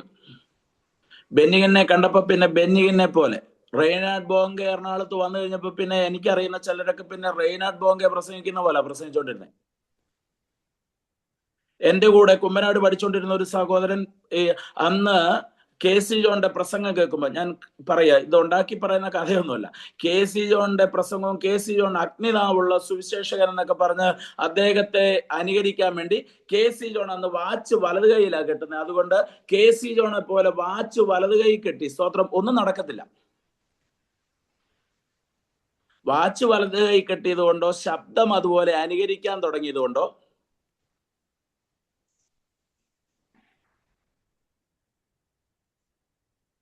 ഒന്നും ഫലപ്രദമായ ഒരു സുവിശേഷീകരണം നടക്കില്ല. ഞാൻ പറയുന്നതിന്റെ ആഴം മനസ്സിലായോ? ഞാൻ സിമ്പിളായിട്ടാ പറയുന്നത്. സുരേഷ് ബാബു എന്ന് പറയുന്ന ഒരു ദേവാസൻ കഴിഞ്ഞ ദിവസങ്ങളും ഇവിടെ ഓസ്ട്രേലിയയിൽ പെർത്തിൽ കഴിഞ്ഞ ദിവസങ്ങളിൽ വന്നിരുന്നു. അദ്ദേഹം ആദ്യം ഇറങ്ങുന്ന സമയത്തുള്ള ക്രൂസൈഡുകളെ സംബന്ധിച്ച ഒരു സഹോദരൻ പിന്നെ അദ്ദേഹം സംസാരിക്കുന്ന രീതിയിൽ പറയാൻ തുടങ്ങി. ഓ ബ്രദർ, യേശു ക്രിസ്തു ഇന്നലെയും ഇന്നും എന്നേക്കും. നമ്മൾ 2 ദിവസം പഠിച്ചു കഴിഞ്ഞാൽ അതേ ട്യൂണൊക്കെ കിട്ടുമെന്നേ. എൻ്റെ കൂടെ ബൈബിൾ സ്കൂളിൽ പഠിച്ച ഒരു സഹോദരൻ, ഇദ്ദേഹം അന്ന് ഇറങ്ങിയ സമയമാ, സുരേഷ് ബാബു എന്ന് പറയുന്ന ദേവദാസൻ ഇറങ്ങിയ സമയമാ, അദ്ദേഹം ക്രൂസൈഡുകളൊക്കെ തുടങ്ങുന്ന സമയമാ. അന്നേരം ഇദ്ദേഹത്തിന് ഇരിക്കാൻ സമയമില്ലാത്ത പോലെ അദ്ദേഹത്തെ വിളിക്കുക. അദ്ദേഹത്തിന്റെ ക്രൂസൈഡുകൾ പലയിടത്തും നടക്കുന്നുണ്ട്. ഇദ്ദേഹവും അതുപോലെ പറയാൻ തുടങ്ങി. ഓ ബ്രദർ, യേശു ക്രിസ്തു ഇന്നലെയും ഇന്നും എന്നേക്കും അനന്യം തന്നെ. നീ നോക്ക്, നിന്റെ ജീവിതത്തിൽ ദൈവം മാറ്റം വരുത്താൻ പോകുന്നു. ഇങ്ങനൊന്നും പറയേണ്ടത്, നിനക്കുള്ള ഭാഷ മതി, നമുക്കുള്ള ശൈലി മതി, നമ്മുടെ ശബ്ദം മതി, നമുക്കുള്ള കളറ് മതി, നമുക്കുള്ള ബാങ്ക് ബാലൻസ് മതി. ഒരു ദ്രഹ്മേ ദൈവം നിനക്ക് തന്നിട്ടുണ്ടെങ്കിൽ അത് കുഴിച്ചിടാതിരിക്കാനാ ദൈവം ഇന്ന് രാത്രി ഈ മീറ്റിംഗ് തന്നിരിക്കുന്നേ. 5 കിട്ടിയ ആളെയും നോക്കിക്കൊണ്ടിരിക്കാതെ എനിക്കൊരു 5 താലന്ത് കിട്ടട്ടെ എന്ന് പറഞ്ഞുകൊണ്ട് കാത്തിരിക്കണ്ട. 5 താലന്ത് കിട്ടുന്നത് ഭയങ്കര ബുദ്ധിമുട്ടാ. കാരണം 5 താലന്ത് കിട്ടിക്കഴിഞ്ഞാൽ പിന്നെ 5 കൂടെ നേടണം. 1 കിട്ടുന്ന സത്യത്തിൽ നല്ലതെന്നാ ഞാൻ മനസ്സിലാക്കി. 1 കിട്ടുകയാണെങ്കിൽ 1 കൂടെ നേടാൻ എളുപ്പമാണ്. പക്ഷെ നിന്റെ ആറ്റിറ്റ്യൂഡ് മാറണം, നിന്റെ കാഴ്ചപ്പാട് മാറണം, നിന്റെ വിഷൻ മാറണം, നിന്റെ ഡെഡിക്കേഷൻ മാറണം. നീ കളയെ നോക്കിക്കൊണ്ടിരുന്നാൽ നീ കളയാകും. ഞാൻ പറയുന്നതിന്റെ അർത്ഥം പിടികിട്ടിയോ? യജമാനെ വയലിൽ നല്ല വിത്തല്ലയോ വിതച്ചത്, പിന്നെ കാള എവിടെ നിന്ന് വന്നു? നമ്മള് കളയുടെ ലിസ്റ്റും എടുത്തുകൊണ്ടിരിക്കുക ഈ നാളുകളിൽ. എന്ന് പറഞ്ഞാൽ മനസ്സിലായോ? വീണുപോയ ദേവദാസന്മാരുടെ ലിസ്റ്റാ നമ്മുടെ കയ്യിൽ മൊത്തം. അയ്യോ, കഴിഞ്ഞ നാളുകളിൽ ഭയങ്കര തീകഷ്ണം പോലെ നിന്ന ദേവദാസൻ പോയി, അദ്ദേഹത്തെ കുറിച്ച് എഴുതിയിരിക്കുന്ന കണ്ടോ. ഇപ്പോ ഇന്ന ദേവദാസനെ കുറിച്ച് ചക്കമുട്ടത്തെ കുറിച്ചും വാഴമുട്ടത്തെ കുറിച്ചും ആ മുട്ടത്തെ കുറിച്ചും ഈ മുട്ടത്തെ കുറിച്ചും കാണുന്ന കണ്ടോ, അവരെ കുറിച്ച് പറയുന്ന കേട്ടോ. നമ്മൾ പിന്നെ സമയം കളയുന്ന മൊത്തം ഇതിനാന്നേ. വേണ്ടെന്നേ, നിർത്ത്. കുറെ നാള് KP യോഹന്നാനെ കുറിച്ച് നമ്മൾ പറഞ്ഞുകൊണ്ടിരിക്കും. നമ്മുടെ ആയുസ് വീണവരെ കുറിച്ചോ, ഞാൻ അവരൊന്നും വീണെന്നോ വീണില്ലെന്നോ ഒന്നും നോക്കേണ്ട ദൗത്യം നിന്നെ അല്ല ഏൽപ്പിച്ചിരിക്കുന്നത്, നമ്മളെ അല്ല ഏൽപ്പിച്ചിരിക്കുന്നത്. ഈ പണി നമ്മൾ നിർത്ത്. കർത്താവ് പറയുന്ന കളയും കൊയ്ത്തോളം നിന്നോട്ടേന്നാ. അതുകൊണ്ട് കളയുടെ എണ്ണം എടുത്ത് പേരെഴുതി വെച്ചിട്ട് ഇരിക്കാനല്ല നമ്മൾ നോക്കണ്ടേ.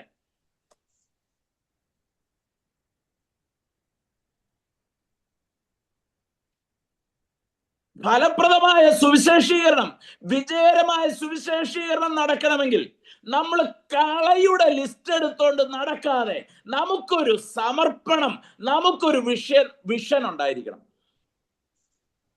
സമയം വേഗത്തിൽ പോകുന്നല്ലോ.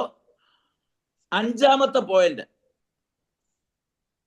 ടൈം വാല്യൂ ഉണ്ടായിരിക്കണം. ടൈം വാല്യൂ, സമയം മാറ്റി വെക്കണം. എത്ര പേര് സുവിശേഷീകരണത്തിന് വേണ്ടി, സുവിശേഷം അറിയിക്കാൻ വേണ്ടി, ഇത് പാസ്റ്റർമാരുടെ ഡ്യൂട്ടി മാത്രമല്ല, രക്ഷിക്കപ്പെട്ട ഓരോ ദൈവ പൈതലിന്റെയും ഉത്തരവാദിത്വമാണ്.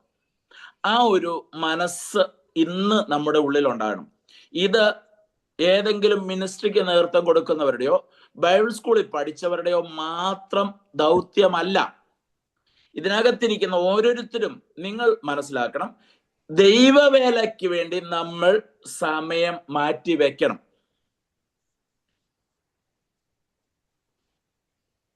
നമ്മൾ ഈ ഒരു വർഷത്തിൽ, ഞാൻ ഇന്നത്തെ ഒരു ദിവസത്തിലെ ഒന്നും ചോദിക്കുന്നില്ല, ഈ ഒരു 2026 നമ്മൾ എത്ര മിനിറ്റ് സുവിശേഷ വേല ചെയ്തു?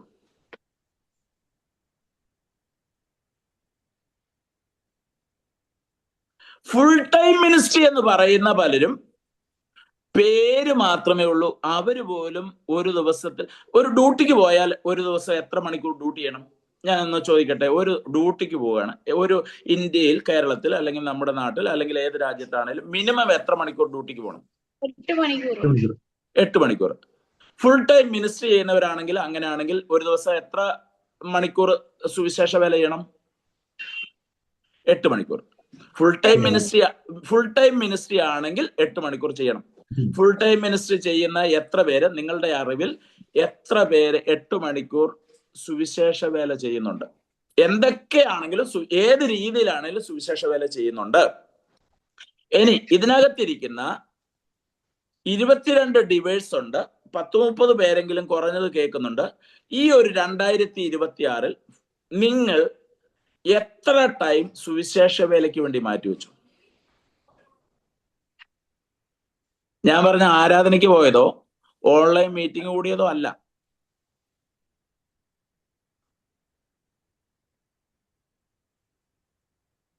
നമ്മൾ 2026 ജൂലൈ മാസം ആയി, 6 മാസം കഴിഞ്ഞു. ഈ 6 മാസത്തിൽ എത്ര മണിക്കൂർ നമ്മൾ സുവിശേഷ വേല ചെയ്തു?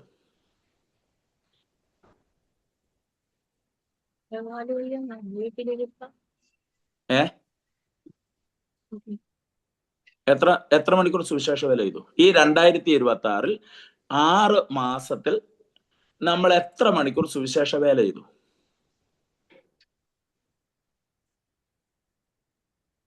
ചിലർ വേണമെങ്കിൽ ഇപ്പൊ എക്സിറ്റ് ആയി പോകും.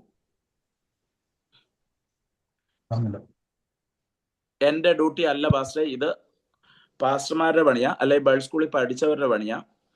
അല്ല, നമ്മുടെ ഒരുത്തൻ നമ്മുടെ കുറിവാക്യം നിങ്ങൾ പിന്നെ ഇടയ്ക്കിടയ്ക്ക് നോക്കണം. ഒരുത്തൻ സത്യവാചകം കേട്ടിട്ട്, എന്ന് പറഞ്ഞാൽ ഒരുത്തൻ രക്ഷിക്കപ്പെട്ടിട്ട്, ഒരുത്തൻ സ്നാനപ്പെട്ടിട്ട്, ഒരുത്തൻ ദൈവകൃപയിൽ വന്നിട്ട്, അവൻ അറിഞ്ഞ സത്യം, ഒരു കുഴിയുണ്ടെന്ന് കണ്ടിട്ട് അവിടെ നമ്മൾ എന്ത് ചെയ്യും? ബോർഡ് എഴുതി വെക്കും, ഒരു കുഴിയുണ്ടെന്ന്. നമ്മൾ ഒരു റൂമിൽ വെള്ളം കിടപ്പുണ്ടെങ്കിൽ, ഒരു ഓഫീസിൽ വെള്ളം കിടപ്പുണ്ടെങ്കിൽ, ഇവിടെ ഓസ്ട്രേലിയയിലൊക്കെ ചെയ്യുന്ന വെറ്റ് അന്നേരം തുടച്ചു കളയണം. എന്നിട്ട് അവിടെ എഴുതി വെക്കണം വെറ്റ് ഫ്ലോർ. അവിടെ ഒരാൾ തെന്നി വീണാൽ ഉത്തരവാദിത്വം എന്റെയാ. ഞാൻ നാട്ടിലെ ഏജ് കെയർ നടത്തുന്നുണ്ട്, ഓൾഡ് ഏജ് ഹോം നടത്തുന്നുണ്ട്. സൗജന്യമായിട്ടുള്ളതല്ല, ഫ്രീ ആയിട്ടുള്ളതല്ല, നല്ല കാശ് മുടക്കിയിട്ട് നന്നായിട്ട് ജീവിക്കുന്ന AC റൂംസ് ഉള്ള അങ്ങനത്തെ ഒരു ഏജ് കെയർ നടത്തുന്നുണ്ട് നാട്ടില്. ആ ഏജ് കെയറിൽ ഒരാള്, എല്ലാവരും പ്രായമുള്ളവരാ, ഒരു 60-70 വയസ്സ് 85 വയസ്സ് വരെയൊക്കെ ഉള്ളവരുണ്ട്. എല്ലാവരും റിട്ടയർഡ് ഒക്കെ ആയിട്ട് അങ്ങനെ ഉള്ളവരാ. അവിടെ ഒരു ചെറിയൊരു തുള്ളി വെള്ളം കിടന്നാൽ അവര് അറിയാതെ അവര് തെന്നി വീഴും. അങ്ങനെ വീണാൽ ഉത്തരവാദിത്വ സ്റ്റാഫിന്റെയാ. അങ്ങനെയെങ്കിൽ നമ്മള് ഒരുത്തൻ സത്യവാദം അറിഞ്ഞിട്ട് അവൻ അറിയിക്കാതിരുന്നാൽ, അതിന്റെ ഒരാൾ വീണു പോയാൽ, ഒരാൾ നരകത്തിൽ പോയാൽ, ഒരാൾ യേശുവിനെ അറിയാതെ പോയാൽ, നമ്മുടെ അങ്കിൾ വിശ്വാസത്തിൽ വരാതെ പോയാൽ, നമ്മുടെ ആന്റി ദൈവകൃപയിൽ വരാതെ പോയാൽ, നമ്മുടെ അമ്മായിയമ്മ യേശുവിനെ അറിയാതെ പോയാൽ, അതിന്റെ ഉത്തരവാദിത്വം മരുമോൾക്കാ. ഹല്ലേലൂയ, വീട്ടിൽ ഒരാൾ ഇതുവരെ യേശുവിനെ അറിഞ്ഞിട്ടില്ലെങ്കിൽ അതിന്റെ പ്രധാനപ്പെട്ട കുഴപ്പം നമ്മുടെ കുഴപ്പമാണ്. അതിന്റെ പ്രധാനപ്പെട്ട ഉത്തരവാദിത്വം നമ്മുടെയാ. നമ്മുടെ കൂടെ പഠിച്ച ഒരാള് യേശുവിനെ അറിയാൻ അവസരം ഉണ്ടായിട്ട് നമ്മളത് പറയാതിരുന്നാൽ, നമ്മൾ വർക്ക് ചെയ്യുന്ന ജോലി സ്ഥലത്ത് ഒരാളോട് യേശുവിനെ കുറിച്ച് പറയാതിരുന്നാൽ, അത് പറയാതിരുന്നിട്ട് അവര് അറിയാതെ നരകത്തിൽ പോയാൽ അതിന്റെ റെസ്പോൺസിബിലിറ്റി നമ്മുടെയാ.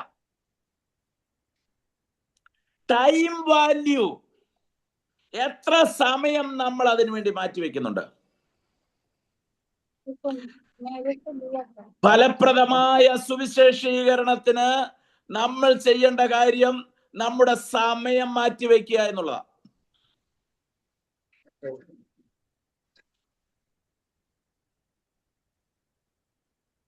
ഞാൻ ഏകദേശം വേഗത്തിൽ നിർത്താൻ പോവുകയാണ്. 2-3 മിനിറ്റിനുള്ളിൽ ഞാൻ നിർത്താം.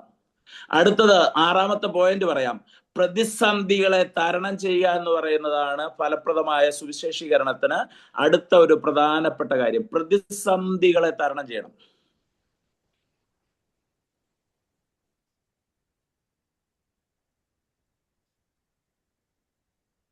പ്രതിസന്ധികൾ എന്നും വന്നുകൊണ്ടിരിക്കും, ഒന്നല്ലെങ്കിൽ ഒന്ന് വന്നുകൊണ്ടിരിക്കുന്നേ.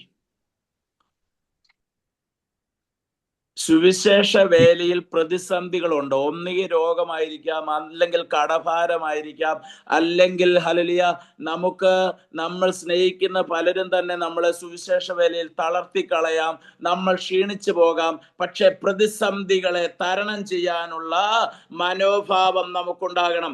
പ്രതിസന്ധികളെ തരണം ചെയ്യണം. ഹല്ലേലൂയ. ഇന്ന് രാത്രി ഇവിടെ ഇരിക്കുന്ന അക്സസ് സിസ്റ്ററെ, ദൈവസന്നിധിയിൽ ദൈവാത്മാവ് പറയുന്നു, പ്രതിസന്ധികളെ തരണം ചെയ്യാൻ ഒരു ദൈവകൃപ വേണം.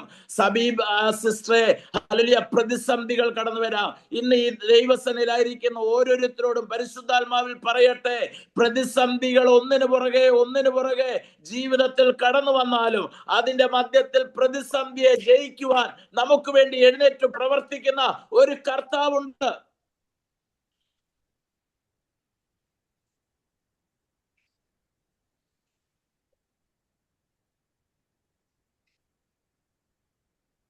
ഞാൻ പലപ്പോഴും പറയുന്ന ഒരു കാര്യമുണ്ട്, പ്രതിസന്ധികൾ ഇഷ്ടമായി വരാം, പക്ഷേ നമ്മുടെ ടൈം, നമ്മുടെ സമയം, ഞാൻ 5ാമത്തെ പോയിന്റ് ഒന്നുകൂടെ പറയാം. ടൈം നമ്മൾ മാറ്റിവെച്ചാൽ നമ്മൾ വിജയത്തിലേക്ക് എത്തും. ഞാനൊരു എക്സാമ്പിൾ പറയാം. ലോകത്തിലെ ഏറ്റവും 100 മീറ്റർ ഓടി റെക്കോർഡിട്ട വ്യക്തി, ഏറ്റവും സ്പീഡിലുള്ള റെക്കോർഡ് ആരുടെ പേർക്കാണെന്നറിയാമോ? 100 മീറ്റർ ഓട്ടത്തിൽ ഏറ്റവും സ്പീഡിൽ ഓടിയ റെക്കോർഡുള്ള വ്യക്തി ആരാന്നറിയാമോ? ജമൈക്കൻ കളിക്കാരനായ ഉസൈൻ ബോൾട്ട്. നിങ്ങൾ കേട്ടിട്ടുണ്ടായിരിക്കാം, ഉസൈൻ ബോൾട്ട്. അദ്ദേഹത്തിന്റെ ഓട്ടം 100 മീറ്റർ ഓടിയത് 9 സെക്കൻഡ് കൊണ്ടാണ്. 9 സെക്കൻഡ് കൊണ്ടാണ് അദ്ദേഹം ഓടിയത് 100 മീറ്റർ. ഈ 9 സെക്കൻഡിന് വേണ്ടി അദ്ദേഹം മാറ്റിവെച്ചത് എത്ര വർഷമാണെന്നറിയാമോ? 4 വർഷമാണ് മാറ്റിവെച്ചത്. ഞാൻ പറയുന്നതിന്റെ അർത്ഥം പിടികിട്ടിയോ?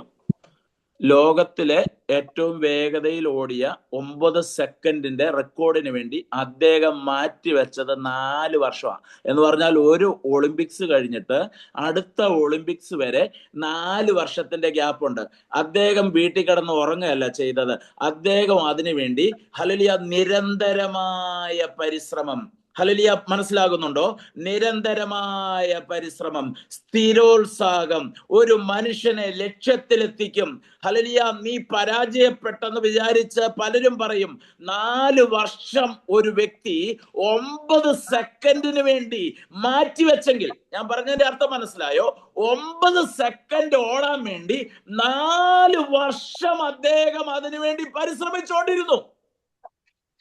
ഇതൊരു ദേശത്ത് പോയിട്ട് 4 ദിവസം കൊണ്ട് നമ്മൾ തോറ്റപ്പോ നമ്മൾ നിർത്തി.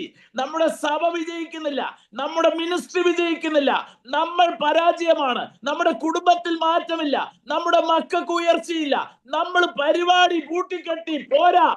അല്ലെങ്കിൽ 9 സെക്കൻഡിന് വേണ്ടി 4 വർഷം ഉസൈൻ ബോൾട്ട് ലോകപ്രകാരം ഓടാൻ മാറ്റി വെച്ചെങ്കിൽ ക്രിസ്തീയ ഓട്ടത്തിലായിരിക്കുന്ന ദൈവമക്കളോട് ഞാനൊരു ദൂത് പറയാം. ഒരു വലിയൊരു നിത്യതയ്ക്ക് വേണ്ടി, 1-2 വർഷത്തിന് വേണ്ടിയല്ല, ഒരു വലിയൊരു നിത്യതയിൽ നമ്മുടെ ആന്റിയും നമ്മുടെ അങ്കിളും നമ്മുടെ അമ്മാച്ചനും എത്താൻ, ഒന്നും വേണ്ട, നമ്മളെങ്കിലും എത്താൻ. ഞാൻ പലപ്പോഴും പറയാറുണ്ട്, കർത്താവേ, ഞാൻ ഇതിന്റെ അവസാന ഭാഗത്തിലോട്ട് വരിക. സമയം കഴിഞ്ഞു, എനിക്കറിയാം. അവസാന ഭാഗത്തിലോട്ട് വരിക. കുഴപ്പമില്ലേ? എന്നാ ഞാനൊരു കാര്യം, ഓക്കെ, താങ്ക് യു ആന്റി. ഒരു കാര്യം ചോദിക്കട്ടെ. ഒരു നിത്യതയ്ക്ക് വേണ്ടി നമ്മൾ എത്ര വില കൊടുക്കണം? ഞാൻ പറഞ്ഞതിന്റെ അർത്ഥം മനസ്സിലായോ? 9 സെക്കൻഡ് ഓടാൻ വേണ്ടി ഇന്നും ഹല്ലേലൂയ, നിങ്ങൾ ഇത് കഴിഞ്ഞിട്ട് ലോക റെക്കോർഡ് 100 മീറ്ററിൽ ലോക റെക്കോർഡ് ആർക്കാന്ന് നോക്കിയാൽ അന്നേരം ഹല്ലേലൂയ AEക്കകത്തും അല്ലെങ്കിൽ ഗൂഗിളിനകത്തും അന്നേരം വരും Jamaican hallelujah Usain bolt record, world record. വർഷങ്ങൾ എത്രയോ വർഷങ്ങൾക്ക് മുമ്പ് അദ്ദേഹം കുറിച്ച ആ റെക്കോർഡ് ഇന്നും ആർക്കും തിരുത്താൻ സാധിച്ചില്ല. അദ്ദേഹത്തോട് ചോദിച്ചാൽ അദ്ദേഹം പറയും, ഞാൻ എൻ്റെ ജീവിതത്തിൽ 4 വർഷങ്ങൾ ഞാൻ അതിനുവേണ്ടി മാറ്റിവെച്ചിട്ടാ ഞാൻ ആ റെക്കോർഡ് സ്ഥാപിച്ചേ. ഇന്ന് ദൈവസന്നിധിയിലായിരിക്കുന്ന നമ്മളോട് ഹല്ലേലൂയ എത്ര പേർ നിത്യതയിലെത്താൻ, ഹല്ലേലൂയ ഈ റെക്കോർഡ് ഓട്ടത്തിന് വേണ്ടിയൊന്നുമല്ല, ഒരു നിത്യത. 60 വർഷമോ 70 വർഷമോ ഇവിടെ ജീവിച്ചിട്ട് ഒരു നിത്യത നഷ്ടപ്പെടാതിരിക്കാൻ നമ്മൾ എത്രത്തോളം പരിശ്രമിക്കുന്നുണ്ട്? ഞാൻ ഈ മെസ്സേജിൽ ഒരു ദൂത് പറയാം, ഒരു പ്രത്യേക കാര്യം പറയാം. നമുക്ക് ദൈവസന്നിധിയിൽ ഒരു തീരുമാനം എടുക്കാം. ഞാൻ 1000 പേരെ 100 പേരെ ഒന്നും നേടിയില്ലെങ്കിലും എൻ്റെ ജീവിതം കൊണ്ട് ഒരാൾ വിശ്വാസത്തിൽ നിന്ന് പോകാൻ ഇടയാകരുതെന്നെങ്കിലും ഒരു തീരുമാനം എടുക്കാം. ഫലപ്രദമായ സുവിശേഷീകരണത്തിൽ ഞാൻ വേറെ വലിയ, നിങ്ങൾ ഇനി ഇത് കഴിയുമ്പോൾ ഒരു 100 പേരെ നേടണമെന്നോ 500 പേരെ നേടണമെന്നോ അങ്ങനെ ഒന്നും ഒരു തീരുമാനം എടുപ്പിക്കുന്നില്ല. ഞാൻ എൻ്റെ ദൈവസനെ ഞാൻ എടുത്തിരിക്കുന്ന തീരുമാനം, ഞാൻ ഈ സുവിശേഷ വേലയ്ക്ക് ഇറങ്ങിയപ്പോൾ, കർത്താവെ, എനിക്ക് 1000 പേരെ ഒന്നും നേടാൻ പറ്റിയില്ലല്ലോ, എൻ്റെ ജീവിതം കൊണ്ട്, എൻ്റെ മിനിസ്ട്രി കൊണ്ട്, എൻ്റെ പ്രസംഗം കൊണ്ട്, എൻ്റെ ജീവിതം കൊണ്ട് ഹല്ലേലൂയ ഒരാള് ദൈവകൃപയിൽ നിന്ന് വീഴാനിടയാകരുതേ എന്നുള്ള പ്രാർത്ഥന മാത്രമേ എനിക്കുള്ളൂ. അങ്ങനെയെങ്കിലും കുറഞ്ഞ പക്ഷം, ഒന്നുകൂടെ പറയാം, നമ്മുടെ ഒരു നിരന്തരമായ പരിശ്രമവും സ്ഥിരോത്സാഹവും നമ്മെ ലക്ഷ്യത്തിലെത്തിക്കും. ഈസി അല്ല നിത്യത, ഈസി അല്ല സ്വർഗം, ഈസി ആയിട്ട് കേറിപ്പോകാൻ പറ്റുന്ന ഒരു സ്ഥലമല്ല. ഞാനിവിടെ ഒരു കാര്യം പറയാം. ഞാൻ ഈ ഓസ്ട്രേലിയയിൽ ഹല്ലേലൂയ ഇപ്പൊ 15 വർഷമായി. ഒരാൾക്ക് ഓസ്ട്രേലിയയിൽ വരിക എന്ന് പറയുന്നത് അത്ര ഈസി ഒരു കാര്യമല്ല. എത്രയോ പേര് ആഗ്രഹിച്ചിരിക്കുന്ന കാര്യമാണെന്നറിയാമോ വരാൻ? ഭയങ്കര കടമ്പകളാ. ചിലർക്ക് ഈസി ആയിട്ട് കിട്ടാറുമുണ്ട്. എന്നാൽ ഞാൻ ഹല്ലേലൂയ ചിന്തിച്ചപ്പോ ദൈവസന്നിധിയിൽ എത്താൻ എന്ത് പാടാന്നറിയാമോ? നമ്മൾ ദൈവസന്നിധിയിൽ, ഒരു വ്യക്തി പറഞ്ഞത്, നിരന്തരമായ പരിശ്രമവും സ്ഥിരോത്സാഹവും മനുഷ്യനെ ലക്ഷ്യത്തിലെത്തിക്കുന്നു. ഇന്ന് ദൈവസന്നിധിയിൽ ഒരു കാര്യം കൂടെ പറയാ, നീ എന്നും നെഗറ്റീവ് പറയരുത്, എന്നും പരാജയം പറയരുത്. ഹല്ലേലൂയ, നിന്റെ ടൈം ദൈവസന്നിധിയിൽ മാറ്റിവെച്ചാൽ പ്രതിസന്ധികളെ തരണം ചെയ്യാനുള്ള ഒരു മനോഭാവം ഉണ്ടെങ്കിൽ നിന്നെ ലക്ഷ്യത്തിലെത്തിക്കും. നീ പരാജയം അടയത്തില്ല, നീ തോൽവിയാകത്തില്ലെന്ന് ഇന്ന് രാത്രി പരിശുദ്ധാത്മാവ് ഒരു ദൂത് പറയുക. സ്തോത്രം. അടുത്തത് ഫലപ്രദമായ, ഞാൻ എന്ന വേഗത്തിൽ 2 പോയിന്റ് കൂടെ പറയാം. ഫലപ്രദമായ സുവിശേഷീകരണത്തിന് അടുത്ത ഒരു പ്രധാനപ്പെട്ട കാര്യം നമ്മുടെ അപ്പിയറൻസ് പ്ലസ് ആറ്റിറ്റ്യൂഡാ. നമ്മുടെ അപ്പിയറൻസും നമ്മുടെ ആറ്റിറ്റ്യൂഡും മാറേണ്ട സമയമായി.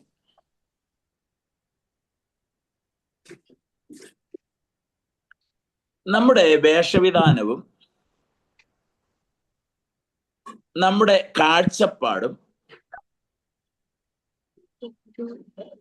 നമുക്ക് എത്ര പേർക്ക് ഒരു ഉന്നതനായ ഒരു വ്യക്തിയെ സുവിശേഷത്തിലേക്ക് നയിക്കാൻ സാധിക്കും?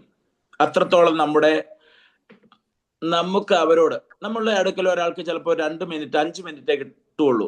നമുക്ക് ഒരാളെ 5 മിനിറ്റ് സമയം നമ്മുടെ മുമ്പിൽ കിട്ടും, സുവിശേഷം പറയാൻ അവസരമുണ്ട്. നമുക്ക് 2 മിനിറ്റ് കൊണ്ട് സുവിശേഷം പറയാൻ നമുക്ക് സാധിക്കുമോ? സാധിക്കണം. നമ്മൾ അങ്ങനെ ട്രെയിൻഡ് ആകണം.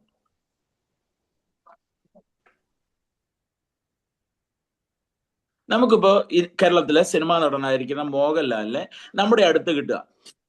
അദ്ദേഹത്തിന് സമയം അധികമില്ല, നമുക്കൊരു 4 മിനിറ്റേ ഉള്ളൂ അദ്ദേഹത്തിന്റെ അടുത്ത് നിൽക്കാൻ. നമ്മളന്നേരം നമ്മള് സുവിശേഷം പറയുമോ, അല്ലെങ്കിൽ നമ്മൾ യേശുവിനെ കുറിച്ച് പറയും, നമ്മുടെ ഇതാണ്. നമ്മൾ എന്ത് ചെയ്യും? നമ്മൾ ആ 4 മിനിറ്റിൽ എത്ര സെൽഫി അദ്ദേഹത്തിന്റെ കൂടെ ഏതൊക്കെ രീതിയിൽ എടുക്കാൻ പറ്റുമോ അതെടുക്കാൻ നമ്മൾ ഒന്നാമത്തെ സമയം ചെലവഴിക്കും. രണ്ടാമത് നമ്മൾ ചോദിക്കും, പുതിയ പ്രൊജക്ട് എന്താണ്, എന്നാലും എങ്ങനെ ഇങ്ങനെ സക്സസ് ആയേ, എങ്ങനെ ഇത്രയും ഡാൻസ് കളിക്കാനും ഇത്രയും ചെയ്യാനൊക്കെ ഈ പ്രായത്തിൽ പറ്റുന്നേ, എങ്ങനെ ഈ ഇമേജ് മുഴുവൻ ഉണ്ടാക്കിയേ. നമ്മൾ സമയം കൂടുതലും അതിനെ സമയമുള്ളൂ. ഈ 4 മിനിറ്റ് കൊണ്ട് നമുക്ക് നമ്മുടെ യേശുവിനെ കുറിച്ച് ഇതെല്ലാം നേടിയാൽ, സർവ്വ ലോകം നേടിയാലും മോഹൻലാലെ ഹല്ലേലൂയ യേശുവിനെ അറിയണമെന്ന് പറയാനുള്ള ഒരു ഇത് അത് ഒറ്റയടിക്ക് ചിലപ്പോൾ പറയാൻ പറ്റില്ല. പക്ഷെ കാലഘട്ടത്തിനനുസരിച്ച്, അടുത്ത പോയിന്റും കൂടെ പറയാം, കാലഘട്ടത്തിനനുസരിച്ച് നമ്മുടെ മെത്തേഡ് മാറണം. സുവിശേഷീകരണത്തിൽ നമ്മൾ ഫലപ്രദമായ സുവിശേഷീകരണം നടക്കണമെങ്കിൽ നമ്മുടെ മെത്തേഡ് മാറ്റണം. സുവിശേഷം പറയുന്നത് നിർത്താനല്ല. ഇന്ന് ഒരു ന്യൂ ജനറേഷൻ ആളുകളോട് നമുക്ക് സുവിശേഷം പറയാൻ എത്ര പേർക്ക് അറിയാം? നമ്മളിപ്പോഴും പഴയ സ്റ്റൈലും വെച്ചോണ്ടായിരിക്കണേ. ഞാൻ പറയുന്നതിന്റെ അർത്ഥം നിങ്ങൾക്ക് പിടികിട്ടിയോ? പണ്ടത്തെ ഈ ഫോട്ടോ എടുക്കുന്നത് എന്തായിരുന്നു അറിയാമോ? നിങ്ങൾക്ക് എല്ലാവർക്കും അറിയാം, കൊഡാക്ക് എന്ന് പറയുന്ന ഇല്ലേ, കൊഡാക്ക് ക്യാമറ. അതിനകത്ത് എന്ത് ചെയ്യുമായിരുന്നു? റീൽ ഇടുകയായിരുന്നു. റീല് ഉപയോഗിച്ചിട്ടില്ലേ അങ്ങനത്തെ കൊഡാക്ക് ക്യാമറ? റീല് 36 ഫോട്ടോ കിട്ടും. കറക്റ്റായിട്ടിട്ട് ഈ റീല് കറക്റ്റായിട്ടിട്ട് കറക്റ്റായിട്ട് ഫോട്ടോ ക്ലിക്ക് ചെയ്യുന്നതെല്ലാം കറക്റ്റായിട്ട് എടുക്കുകയാണെങ്കിൽ ഒരു 36 ഫോട്ടോ കിട്ടും. അത് നമ്മൾ വെളിച്ചമൊന്നും കാണാതെ അതെടുത്ത് കൊണ്ടുപോയി അതിന്റെ ടിന്നിനകത്തിട്ട് നമ്മൾ കഴുകുന്നിടത്ത് കൊണ്ടുപോയി കൊടുത്ത് സ്റ്റുഡിയോയിൽ കൊടുത്താൽ ഹല്ലേലൂയ അവരത് ഫോട്ടോ ആക്കി തരും. ഇന്ന് കൊഡാക്ക് എന്ന് പറയുന്ന കമ്പനി ഇല്ല. കാരണം എന്താണെന്നറിയാമോ? മൊബൈൽ ഫോൺ വന്നപ്പോ, ഡിജിറ്റൽ സംവിധാനം വന്നപ്പോ അവര് കാലഘട്ടത്തിനനുസരിച്ച് മാറിയില്ലെന്നുള്ളതാണ്. ഞാൻ പറഞ്ഞതിന്റെ അർത്ഥം മനസ്സിലായോ? പണ്ടുള്ള പല കമ്പനികളും പൂട്ടിപ്പോകാൻ കാരണം ഇന്നത്തെ കാലത്തിനനുസരിച്ച് അവരുടെ സംവിധാനങ്ങൾ ചേഞ്ച് ചെയ്തില്ലെന്നുള്ളതാണ്. ഞാനൊരു കാര്യം പറയാം, ഇന്നത്തെ ചർച്ചിനകത്ത് കുഞ്ഞുങ്ങൾ സൺഡേ സ്കൂൾ പഠിക്കാനില്ല, യൂത്ത് മീറ്റിംഗ് പല സഭയ്ക്കകത്തും ഇല്ല. കാരണം എന്താണെന്നറിയാമോ? അവർക്ക് ചർച്ചിൽ വരാൻ ഇഷ്ടമില്ല. കുറെ അപ്പച്ചന്മാരുടെ അമ്മച്ചിമാരുടെ സ്ഥലമായിട്ട് സഭ മാറിയെങ്കിൽ ഓർത്തോണം, എന്താണെന്നറിയാമോ? കാലഘട്ടത്തിനനുസരിച്ച് ഡാൻസ് കളിക്കണം എന്നല്ല ഞാൻ പറയുന്നത്, മെത്തേഡ് മാറ്റണം.